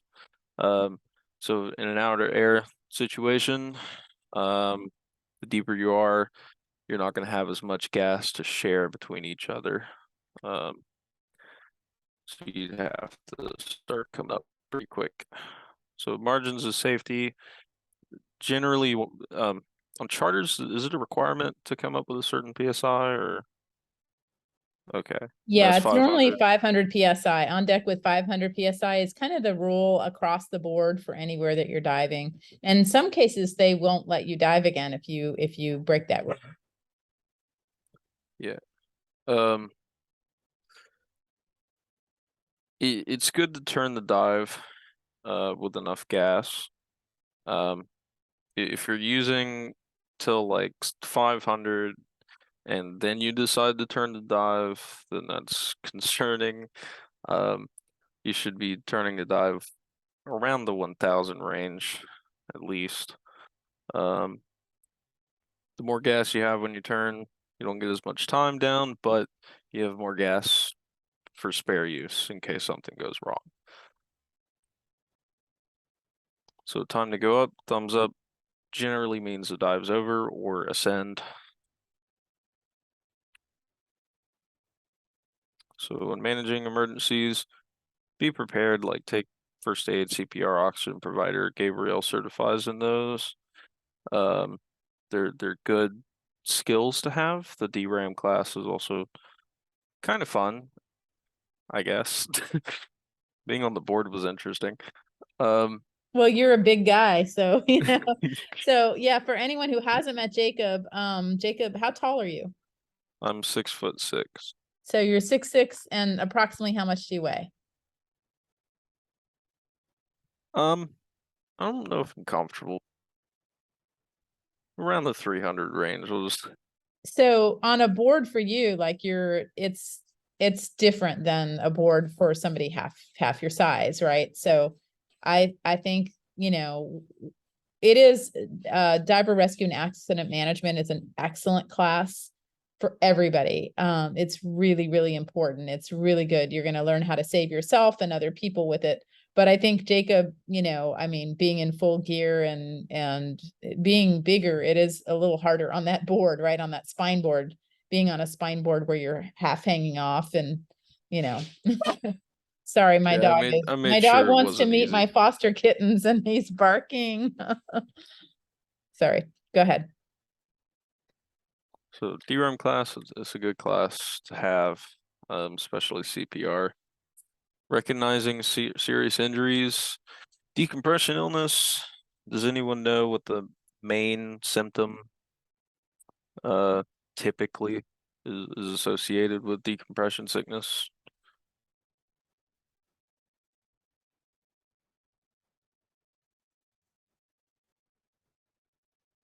Hey, someone typed in the chat box, Bella, very good. Put joint pain. Yes. So decompression illness, also known as the bends, it's kind of a slang term. Embolism, signs and symptoms, ill feeling, joint pain is the biggest thing. Unconscious, something's obviously not good. Labored breathing, loss of sight, bloody froth from like the mouth or something, heart stop, progressively gets worse, coughing, choking, visual problems. If you're experiencing something abnormal after a dive, the faster you respond to getting it checked, the better. If you wait, it could get seriously worse if it's something bad. And I think with some things, it takes like 6 to 12 hours or something. Yeah, some are pretty immediate and others take longer. So like about up to 12 hours. So So would a primary care be the person to go to if something were to happen? Ah, that's a really good question, Joseph. So, and let me just say, because I know we teach about all this stuff, but the likelihood of any of these really bad things happening is very slim, especially if you're well trained and you dive within your limits. And so when I said, you know, if you run out of air and your choice is drown or pop to the surface, go to the surface. Listen, I never run out of air. I have, I'll be hitting my 3000th dive this year. And I have never run out of air with one exception, and that was saving somebody's life.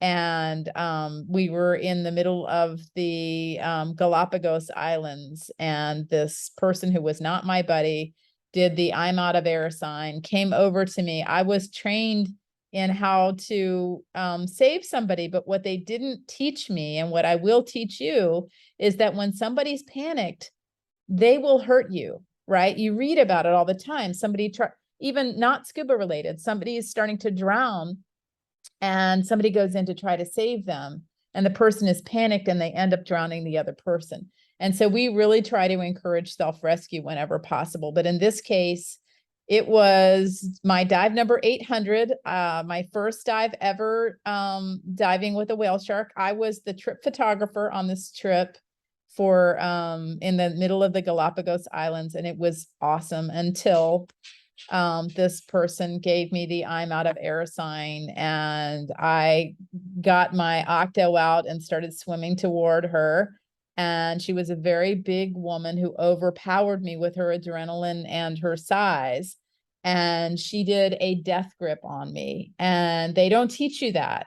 And so she ended up making us sink. So we went from like 80 feet to 130 feet. I could feel everything. I could feel like I was losing the ability to suck air in. And I thought, if she's this panicked and we're not in trouble right now, just wait until I run out of air. And I'm saying to her, calm down through my regulator. I'm one of the only people you'll meet that likes to talk through my regulator. But I was saying, calm down.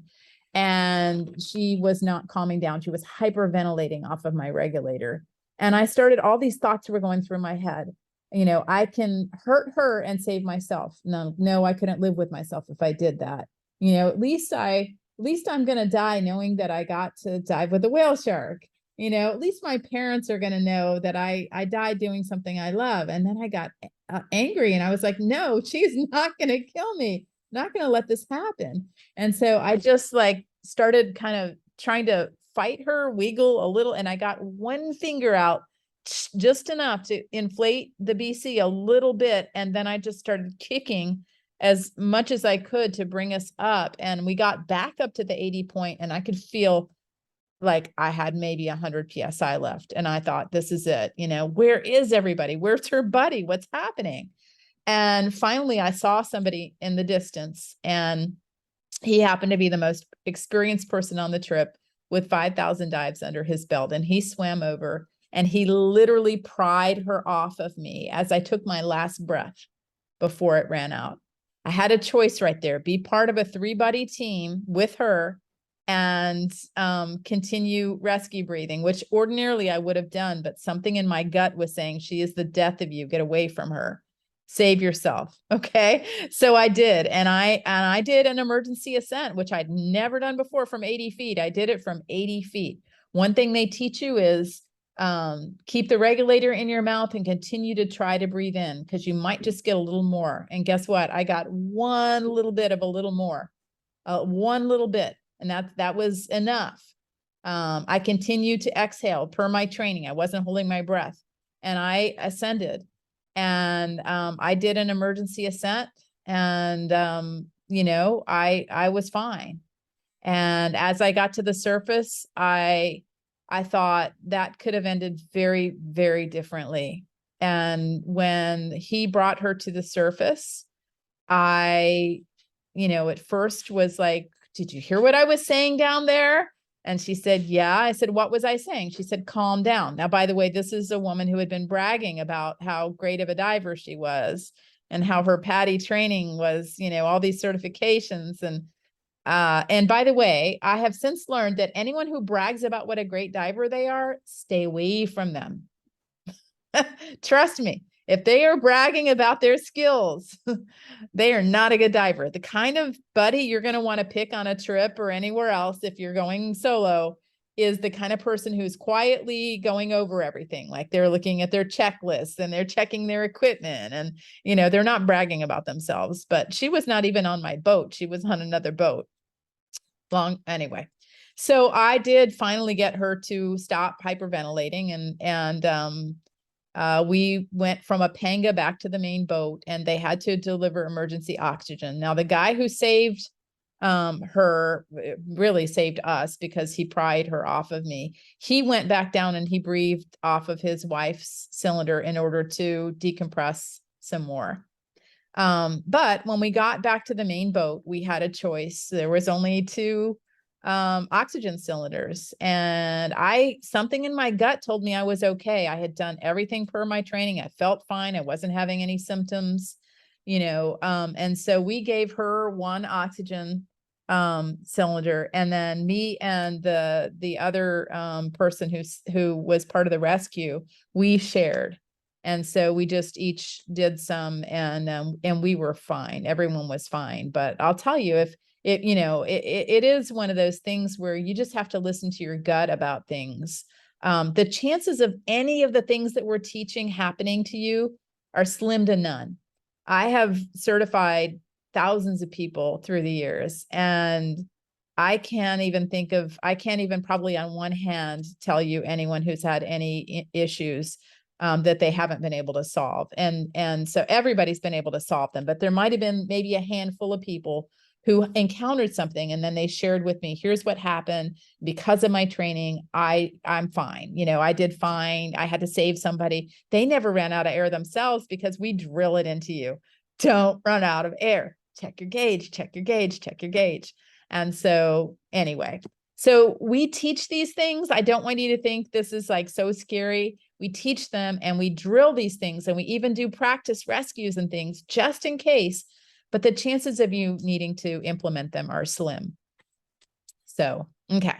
Sorry to go on a tangent, but I know sometimes, Ronny was like, I think you scared some people when you said I'll tell you like it is. Okay. But I speak from experience because I have done a lot of things that probably not a lot of people get to do with diving in many, many other countries. And I love the experiences that I've had, but I have learned the hard way from people who aren't doing things right, what can happen, including in countries where they don't do safety stops. So that's a whole other story.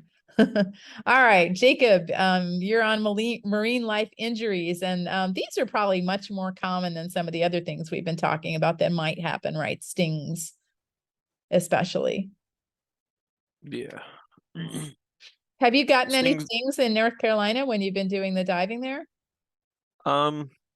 It's kind of all sand and shells. There's not much else than that. It's all like 2 fish and some dolphins. This is not in some squid. I got to see some squid. Oh, I love squid. I've never seen those before.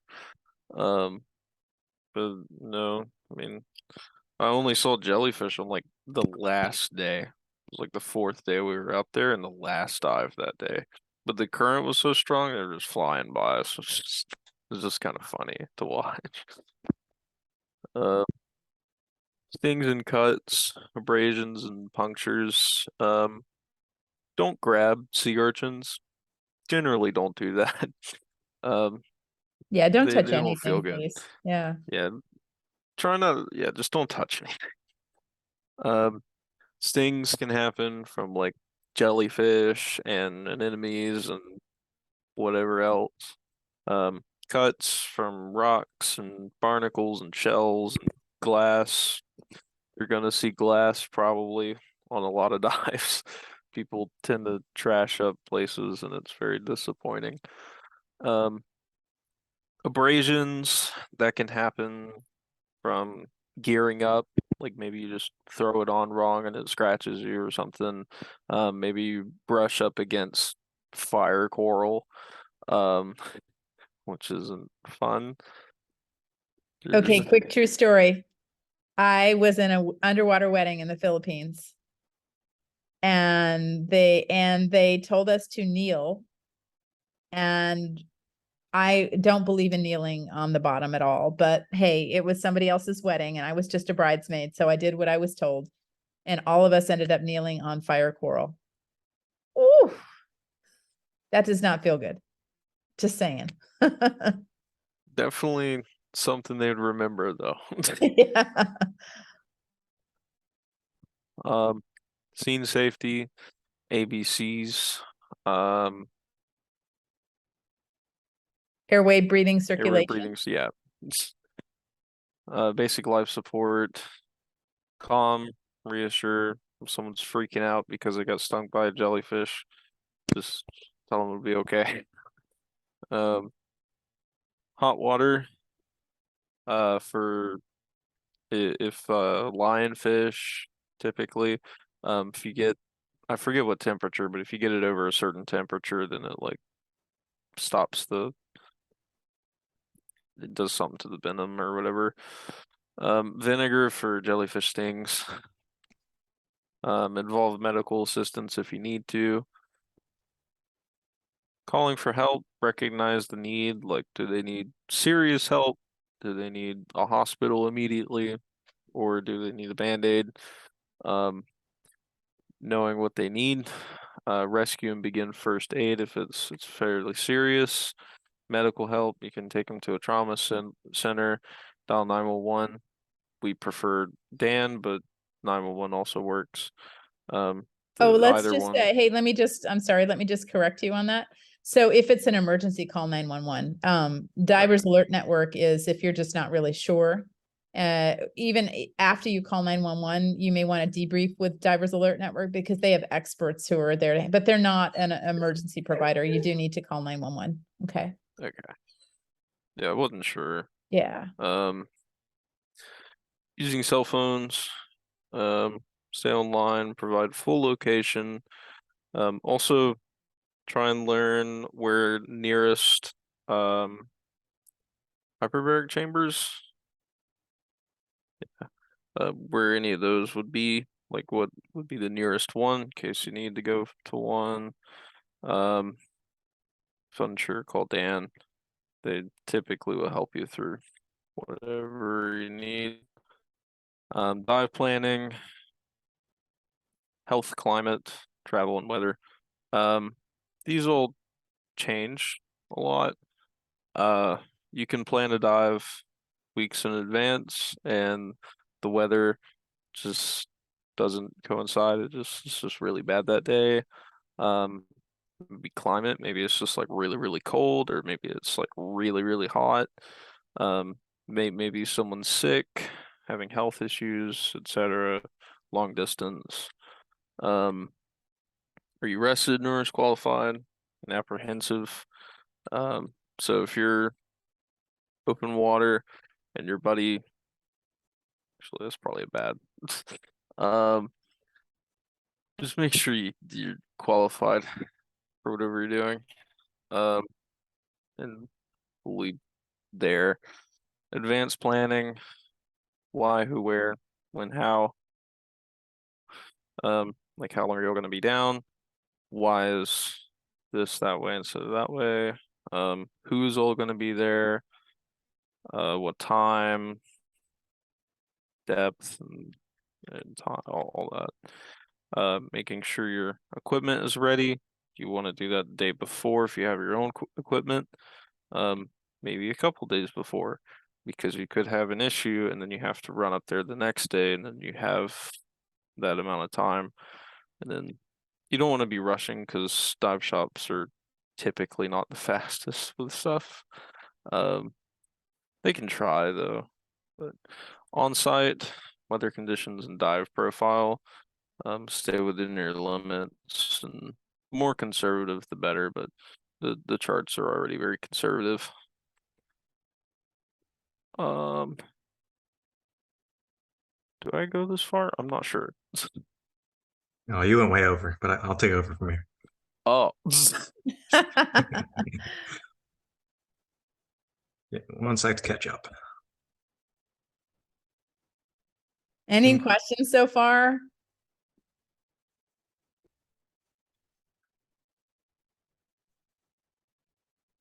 All right, get your dive tables out of your bags, please. And follow along with Ronny as he kind of shares with you what's important to know about it.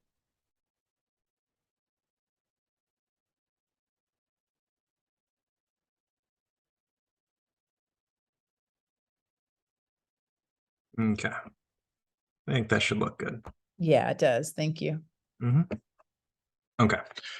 So learning the dive table. So we're just going to kind of go over the basics right now before we start going into actual problems.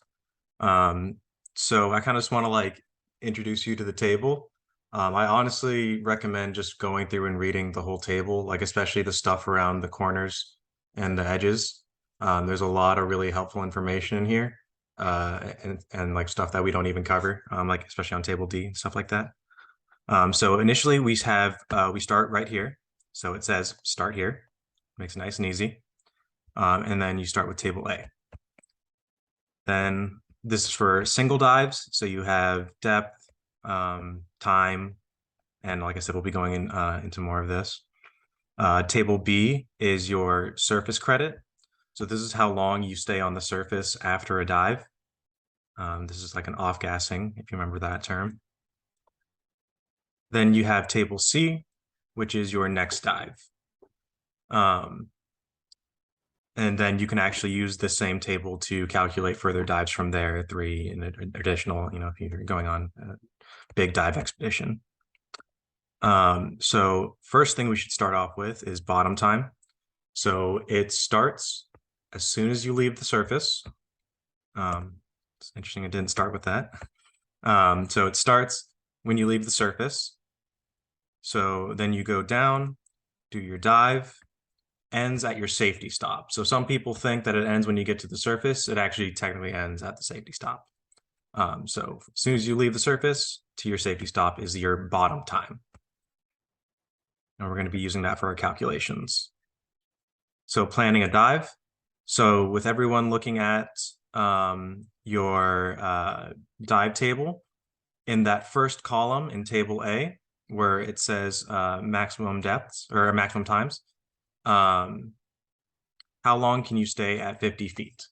Go ahead and just call it out.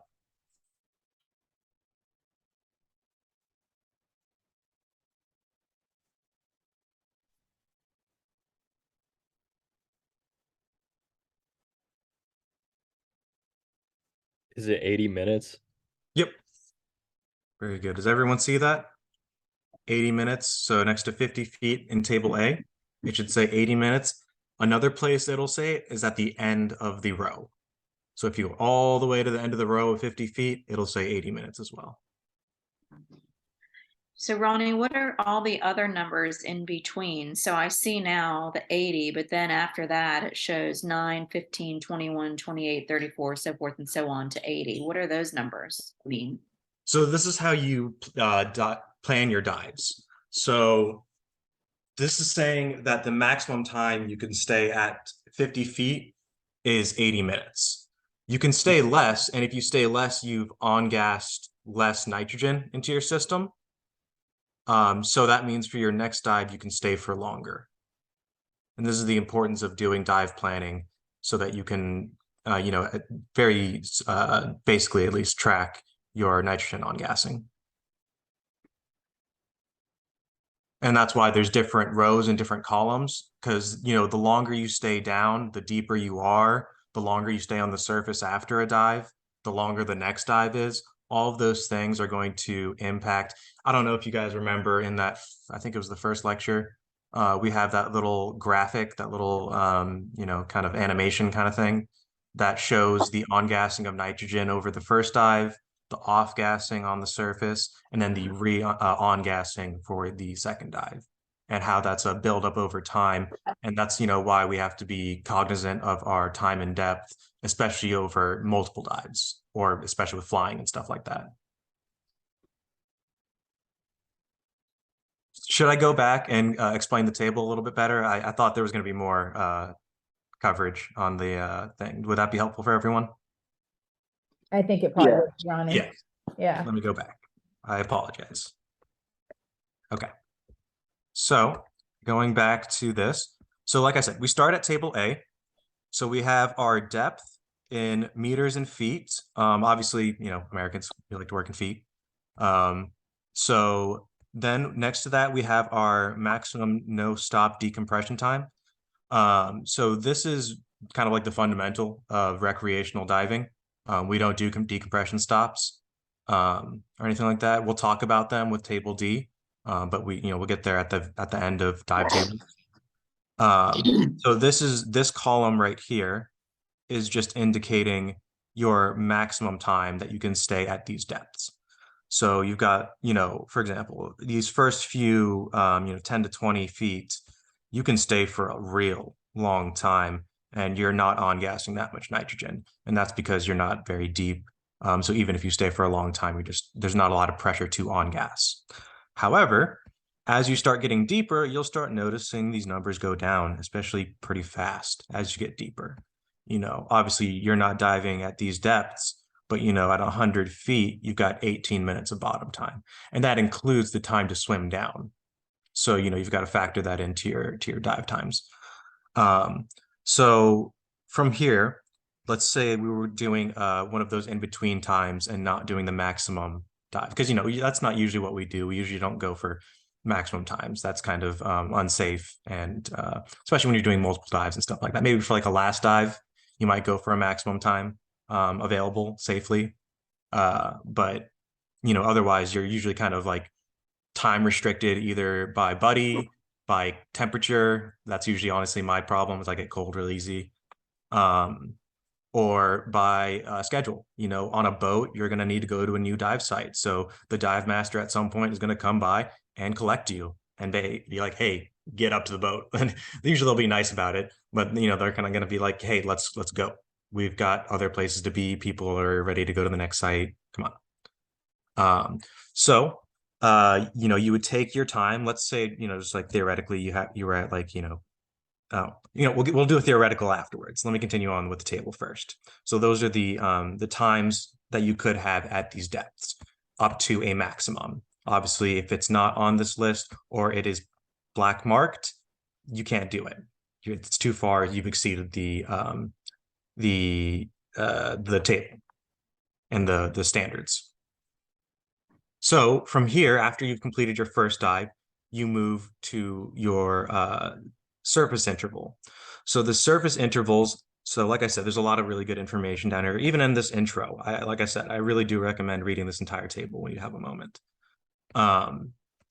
So the second table, first you have these down here. So you have your repetitive group designations. So this is basically the way that we move from table to table. And especially once you get into advanced and nitrox, having these repetitive group designations is very helpful from going from table to table, because then you have we use 3 tables. And if you're using different mixtures of gas, which often you want to do to help maximize your bottom time, it's very helpful to have these repetitive group designations. But even in here, it'll become apparent why we use them. So let's say we were in the group designation C, for example, and then we went for a surface interval. So let's say we stayed out for, so you look, these are time ranges. Let me clarify on that. All of these boxes are time ranges. So the minimum time is 10 minutes. If you go diving again within 10 minutes, it's considered the continuous dive. It's not considered a new dive. However, if you go out for 10 minutes, that is considered a new dive. So that's why you see 10 minutes as a minimum for every single part of the table B. And it says right down here, service interval time in hours and minutes. So the minimum is 10 minutes to 55 minutes, and it's pretty uniform for the most part. But you can see that there's small changes in the time, especially in these first few. But they're generally from 10 to somewhere around 50 minutes. So then the next one up would be 56 minutes to 2 hours, 11 minutes. The one above that is 2 hours, 12 minutes to 4 hours, 33 minutes. So those are like your ranges for your surface intervals, how long you stay on the surface until your next dive. So let's say your next dive was an hour away. So we're a C diver in this hypothetical, and we're an hour away. That makes us a B diver. So because we stayed on the surface for an hour, we off-gassed for long enough to go from a C diver to a B diver. Does that make sense to everyone? A little bit. Okay. Anyone have any questions before I continue on? I know this is kind of a lot. This is the hardest part. Okay. So like I mentioned, we have the new repetitive group letter right here. So that's why we have these different repetitive groups. I know it's a little confusing at first, but it's basically just a way to show, how, you know, roughly how much nitrogen you have in your system. So from here, this is how we plan our second dive. I'm not sure if someone's trying to ask a question. Let's just say, theoretically, we were going to 40 feet. So we're a B diver going into our second dive to 40 feet. That means we're at this square right here. So we have two numbers in this square, 21 and 114. So if you look down at here, this is where it explains what the two numbers are. So we've got the minutes of residual nitrogen, so your RNT. So this is your det time. So this is what we use to, we use it as a part of our calculations. But for now, a big thing to remember is the bottom number is the maximum actual bottom time. So this is the maximum amount of time you can spend at that depth for this time. So at 40 feet, the maximum amount of time that I could spend for my second dive is 114 minutes. Okay, yeah, that makes sense. And something, I don't know if this is helpful at all, but something that you can notice about the way that the charts work is if you actually add these two numbers together, it is actually the maximum bottom time in table A. So it's basically saying the det time is 21 for this dive set, and you have to subtract that 21 from the maximum time that is available. And that's how you get 114. Obviously, it gets a little confusing once you start going to different depths and stuff like that, and especially once you get into advanced nitrox and you're going between tables, and it can get a little bit confusing to follow that kind of logic. But hopefully that's a little bit helpful. So does everyone understand that so far? Any questions?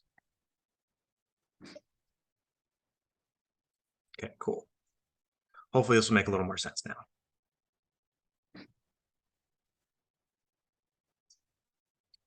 Okay, so like I was saying before, how long can we stay at 50 feet? And Jake got it exactly right. Table A shows 80 minutes. So hopefully all of you can see that 80 minutes now. Next, how long can we stay at 80 feet? Go ahead and let me know. 32 minutes. Awesome. Very good. Everyone see that? Any questions about that? Sweet. And finally, you're not certified for this, or you're not certified for the last one either, frankly. But for the advanced and nitrox people, how long could you stay at 100 feet? 18 minutes. 18 minutes. Awesome. Very good. Sounds like you guys all have it. Oh, and here's that little animation that I was talking about again. So good. This will be helpful. So this is the premise of how the decompression theory of how the tables work, based off the Navy dive tables, initially off the Navy dive tables. So this is this box is essentially just supposed to represent like a human body tissue. So you go on your first dive, and you can see right here, as you start the dive, you start on gassing. So this bar down here that is filling the rectangle is your on-gassed nitrogen. As you continue your dive, you're going to increase your nitrogen on-gassing. Then you finish the dive, and you're going to have the maximum amount of nitrogen for that moment. While on the surface, so while you're waiting between your dives, you're going to be off-gassing. It's also part of the reason we do a safety stop, is to help with this process of off-gassing. So as you sit on the surface and breathe, you're going to off-gas that extra nitrogen that's built up in your system. Then you're going to go on your second dive, and it's going to build up again. And the reason it's going to build up is, okay, that's not the best animation, but you're going to have the buildup from the first dive and the additional nitrogen from the second dive that builds up on top of it. So this obviously doesn't mean that you're maxed out or anything, just to clarify. This just is supposed to show the buildup of nitrogen in your tissues over sequential dives. It's an important reason for surface intervals, important reason for safety stops, and it's also the reason you need to wait before taking a flight after scuba diving. I think we went over that. And just get out there and dive. So I guess we'll be going over actual problems later. Yeah. So it's only 9:30. So I would encourage you to go ahead and do a few problems, which are coming up in the next one. You're going to do some definitions and such first, just as a reminder of what's coming up. So any questions so far? Cool. Yeah. So I would at least get to problem C. That way they'll be ready for the next lecture, which is much more intense with the 3 dive problems and stuff. Cool. I have a quick question, Gabrielle. Yeah. Gabrielle. My internet, just my Wi-Fi just dropped for a second. So I missed that last slide. This will be on YouTube, so I can rewatch that just to catch up. Yeah, I'll send a link to the recording tonight. Okay, perfect. Thank you. Sure.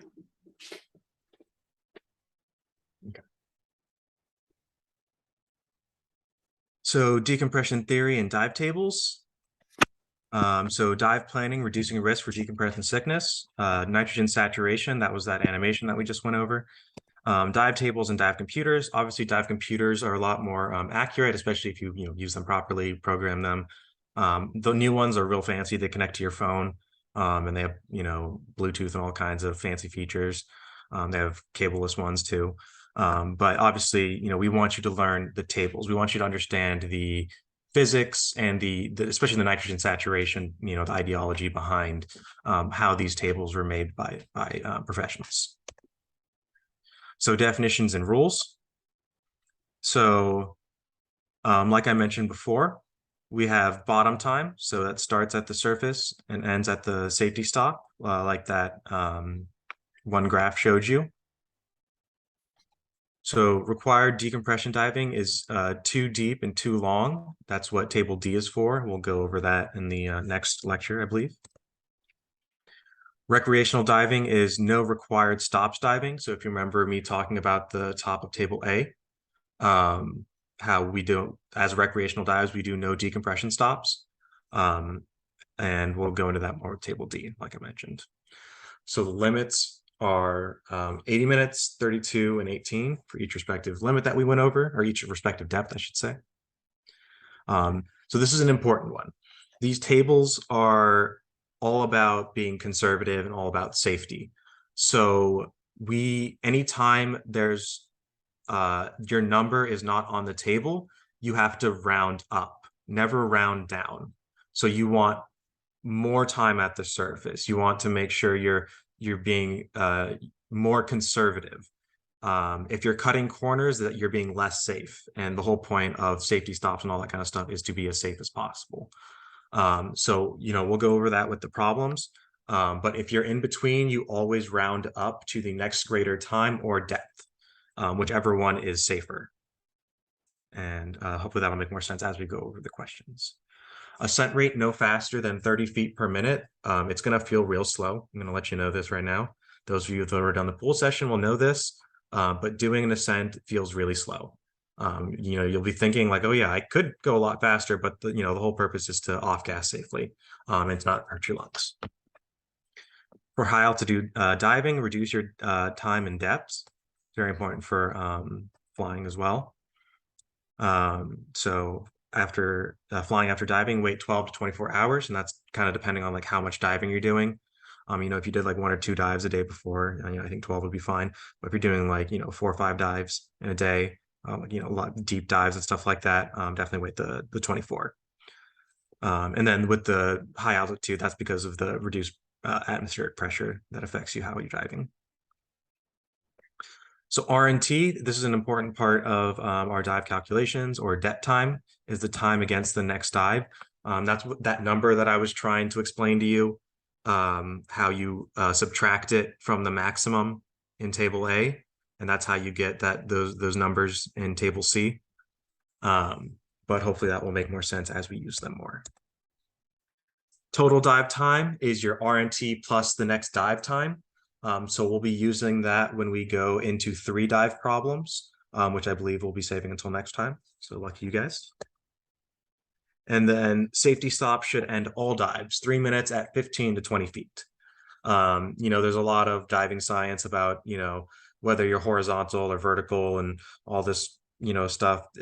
I don't think it's that serious. Just, do your 3-minute safety stop at, around 15 feet and you'll, as long as you follow the table, you'll be fine. Repetitive dive counts for previous dives that day. And like I mentioned, if it's under 10 minutes, it counts as a continuous dive. And then, every day you start as an A diver. So that's an important part of filling out dive tables is you always start out as an A diver. Unless we're diving up all night, obviously. Okay. So using the dive table. All right, here we go. Here's I kind of already went over some of this. So this will be a little bit of a review, but hopefully it'll make more sense now. So table A, we've got single dive time and group letter. So the dive times are right here. These are your minutes. And like I said, there's tons of information on this. Total bottom time in minutes. So this is your minutes at your depth. Your repetitive group designations. That's to help you figure out your calculations. Your surface interval credit.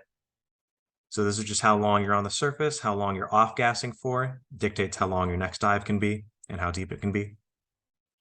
And then finally, your RNT, your det time, which is the top number, just to remind you right here at the bottom, the residual nitrogen time, top number, and your maximum bottom time. So the bottom number, bottom time, the maximum amount that you can go at that depth. And then here we have table D. So if you guys actually have your dive tables in front of you, go ahead and flip it over, check it out. A lot of information on here, tons of definitions. Like I said, I do recommend you reading through them. There's a lot of good stuff on here. It's good review as well. But we're looking at table D right now. So this is your decompression stop table. So what this table is for is if you have broken your limit, if you have exceeded your times, if you have exceeded your depths, if you were not paying attention, if you got caught on something or had to help rescue someone or whatever happened, you've exceeded the limit, you've exceeded the table. Now you need to go to decompression diving. And Gabrielle calls it the table D for dummies. That's a way just to help remember it. We don't really use this table. I've never known someone to use this table except for, if they're a tech diver, which you get certified for. It's a whole different class and very advanced diving. So we're still going to show you how to use it just so you understand how it works. But essentially, depending on what depth you are, you're going to have different times that you're going to need to stop for. Obviously, the deeper you are, the longer you need to stop for. So the most important column that we're going to pay attention to on table D is your decompression time. I can't see exactly. I think it might be this one. I think it's this column right here, the third or fourth column in table D, decompression time. So that's how long you need to wait at 20 feet to decompress because you've exceeded the table. So if you look at it, the longer you stay at each depth, the longer your decompression time is. And when you start watching, like if you watch like YouTube videos or documentaries or anything like that, and watch any of these tech or deco divers, they'll do 12, 13 hour long decos. It is absolutely insane. Obviously, that's not what these tables are showing. These tables are showing minutes because we're recreational divers. We're not, crazy people. I say that in jest, obviously. But yeah, very advanced technical diving, and we're not into that stuff. We are recreational divers. We do not do decompression stops unless absolutely necessary. Okay, so problem A. And this one, just as a reminder, this one, you're walking them through it. Yeah. Yeah. So, and then it's going to show both ways before you go to B and they do their problem.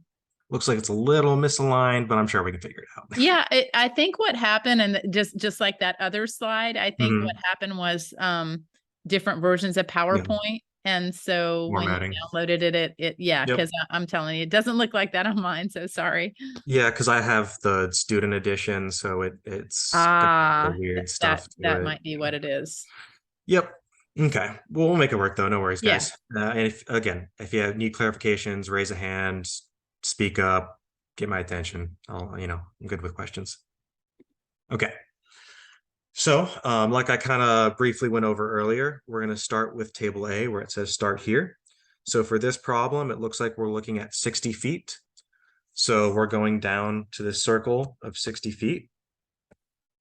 So from here, we're going for, I think this is supposed to be 43 minutes. It's 60 for 40, 1 hour surface interval, second dive, 50 feet. How long can you stay?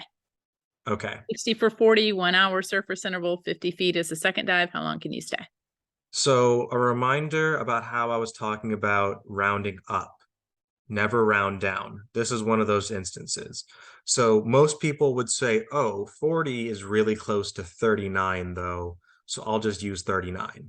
No, that's not okay. It's not okay to round down. You can always round up. You can always be more conservative. Don't be less conservative. The tables are made off of science and are made off of a certain PO2, which is advanced stuff of oxygen, but you don't need to worry about that. So just always round up. So we're at 40, we're going to round up to 45 to be conservative. So from here, we're going from 45, that makes us an H diver. We're staying at the surface for an hour, like Gabrielle mentioned. So an hour is between 53 minutes and an hour 44. That makes us a G diver. And then for 50 feet, how long can we stay? So basically we kind of like triangulate our column, or our box, I should say, with the column and row. So we're a G diver and we want our second dive to be to 50 feet. And then we see where that meets, and we've got 49 and 31. And if anyone remembers, can you tell me what the top number and the bottom number are? The top number is your RNT. Mm-hmm. Very good. And what's the bottom number? Your actual bottom time. Maximum bottom time. Yeah, your maximum. Mm-hmm. Very good. And then just as a reminder, the RNT is often called the dead time, and that's just because of the buildup of nitrogen in your system. It's also the principle of how the table works.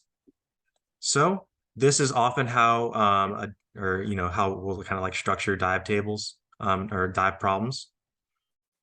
So like I mentioned before, we always start as an A diver. So you don't see it here, but there's an invisible A right here. On the exam, we'll actually want you to write the A. So just as a quick heads up right now, there is an A right here.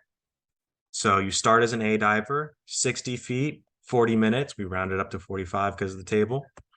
Makes us an H diver. After an hour, makes us a G diver. Next dive, 50 feet, maximum time, or RNT was 49 with a maximum time of 31 minutes, no decompression time.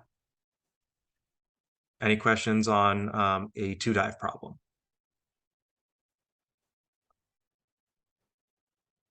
Okay, cool.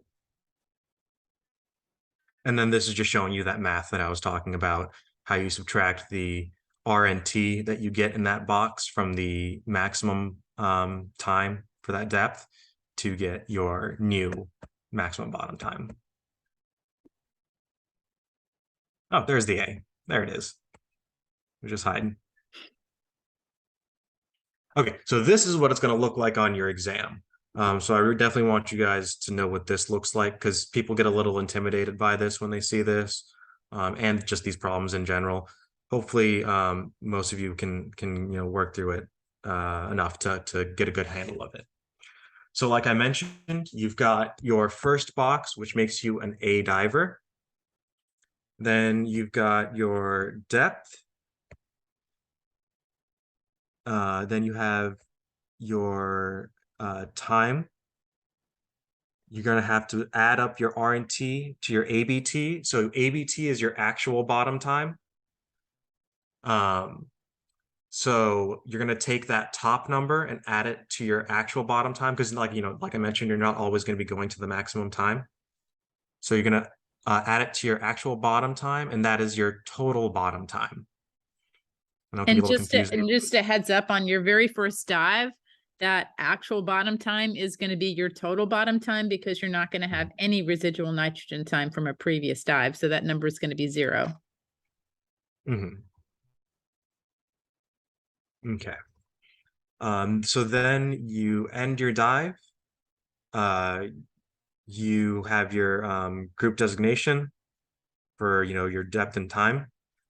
You do your surface interval, so you'll write your time right here. Then you'll have your new group designation, so that vertical letters. I'm going to put that here. Then again, you've got your depth and your time. So then you've got your RNT added to your ABT, so your actual bottom time, and that's to get your total bottom time. So this is where it gets a little confusing, because you have to add your RNT to your second dive time. People will start adding it to your first one. You add your RNT to your second dive time, because the first one is 0, like Gabrielle mentioned. So you're adding that RNT to your second dive time to get your total bottom time. And then that's when we start getting into 3 dive problems, and we loop back around back to the start here. But we will get to that after we do a couple examples. So here we have problem B. So I'm going to have you guys do this problem. So your first dive is 70 feet for 20 minutes. Your surface interval is 30 minutes. Then you're doing a second dive to 50 feet. How long can you stay at 50 feet? Is it 45? 1 second.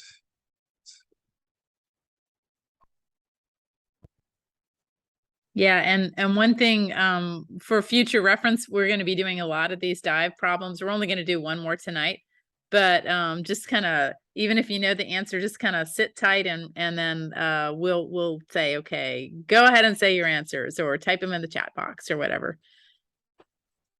But somebody did type 45 in the chat box also, so. Okay. So it seems like some people already have an answer. So let's start by going through the first part of the problem. After your first dive, 70 feet for 20 minutes, what is going to be your group designation?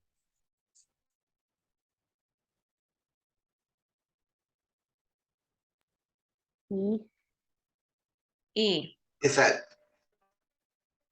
Okay, I think I heard most people say that. Everyone get E?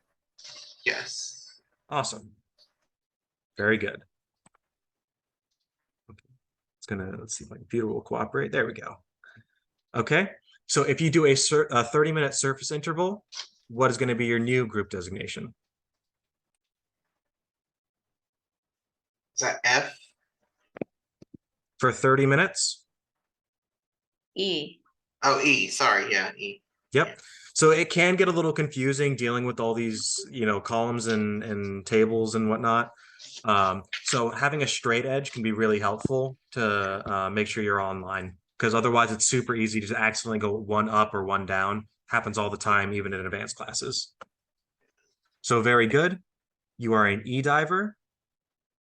So then for our second dive at 50 feet, what would be your RNT?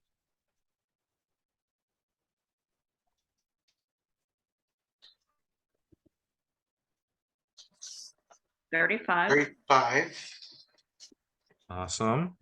Which means your maximum bottom time would be? 45. Awesome. So I know at least 4 of you got it. How's everyone else doing?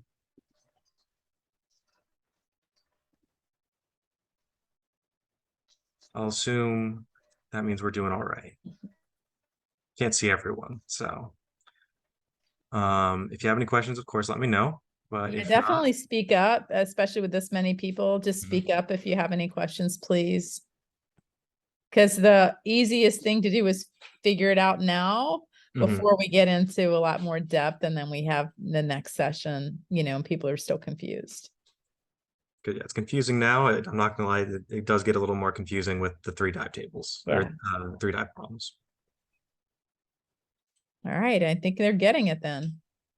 Okay, and there's that E, always late, or A. Okay, so problem C. Our first dive is 80 feet for 30 minutes. Our surface interval is 2 hours. Our second dive is 70 feet. What is going to be, obviously the end is the maximum bottom time, but we want all the information in between as well. I'll give you a couple seconds to work on that.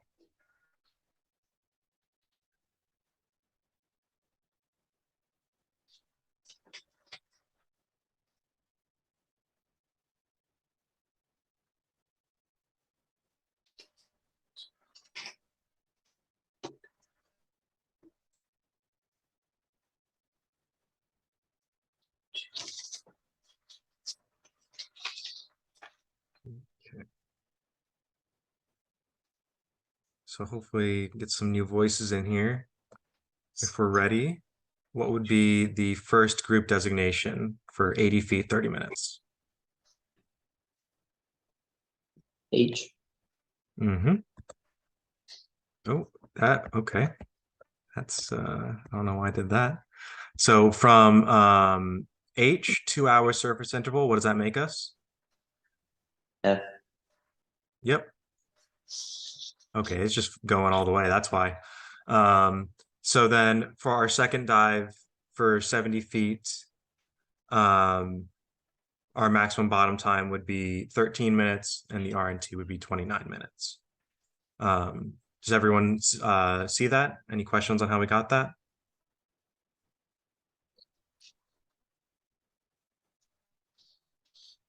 Okay. There's that A again coming in late. Yeah. I wonder if it is because you're using the student version. It's just Yeah, anyway. I guess so. Because it does tend to change that. Are we ending at C or are we going to keep going? Well, I'll tell you what, let's have a vote. We can do one more problem tonight, which means one less problem next time, or we can end it here. What's everyone want to do? I'm seeing okay, meaning go for one more problem. Yes. All right, let's Please. do one more problem. We've got one that's not in the workbook next, C2. Yeah. Yes. Okay. And this is a nice one because it's, not even numbers and stuff like that. So our first dive is 71 feet for 21 minutes. We have a surface interval of 2 hours and 30 minutes, a nice long surface interval. And then a second dive to 38 feet. What's going to be our maximum bottom time and our RNT and the group designations.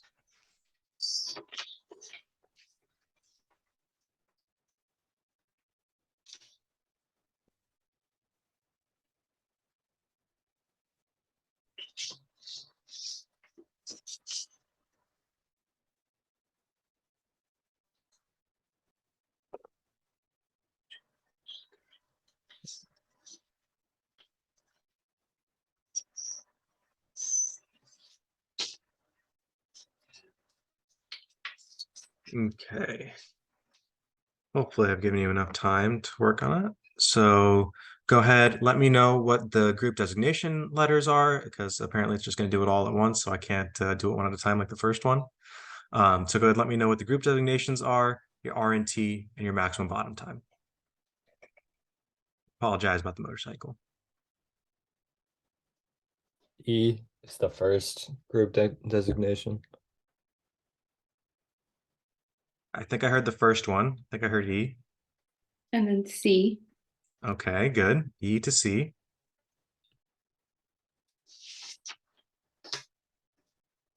Then we need RNT and maximum bottom time. Bella typed 29 and 106 in the chat box. Oh, nice. Very good. Yep, that is correct. Everyone get that? All right. Y'all are Did anyone not get it? Everyone got it? Wow, it's a smart group. Good teacher too. I think that helps a lot, right? So are we going to leave it there then? Or I think you click through and it'll go ahead and fill things in. yeah, we're just lagging a bit. So I would say, I'd say this is good. This is good for tonight. We'll end a little bit early. And, you know, thank you to all the instructors and dive masters teaching tonight. I think everyone did a really good job. Next session is the hardest session of all. Okay. So please read the book. It is very brain intensive to do the 3 dive problems. And, you know, initially some of you are not going to get it. It's normal. Please don't feel frustrated if other people are getting it before you do. We have a bunch of problems we're going to be working through. So it's very problem focused on the next lecture. Okay. I'm going to say last call for May 13th, other than those of you who typed in the chat box, you're looking into it. If anyone wants to add for diving May 13th, please text me. Or email me by no later than tomorrow, because otherwise I'm going to open up the trip to some already certified divers. That was Siri thinking I was talking to her. But yeah, and those of you who are on the wait list for the Georgia Aquarium trip, I'd say if you're officially on the wait list, you should be getting a slot. Okay. But certainly by tomorrow, I will have answers on that too. Any final thoughts or questions about tonight? All right. Well, thank you, students. And thank you so much to the leadership team for being here and always doing a phenomenal job. So I'll look forward to seeing everyone soon. Thank you, guys. Thank you. Take care. Thank you. Good night. Good night.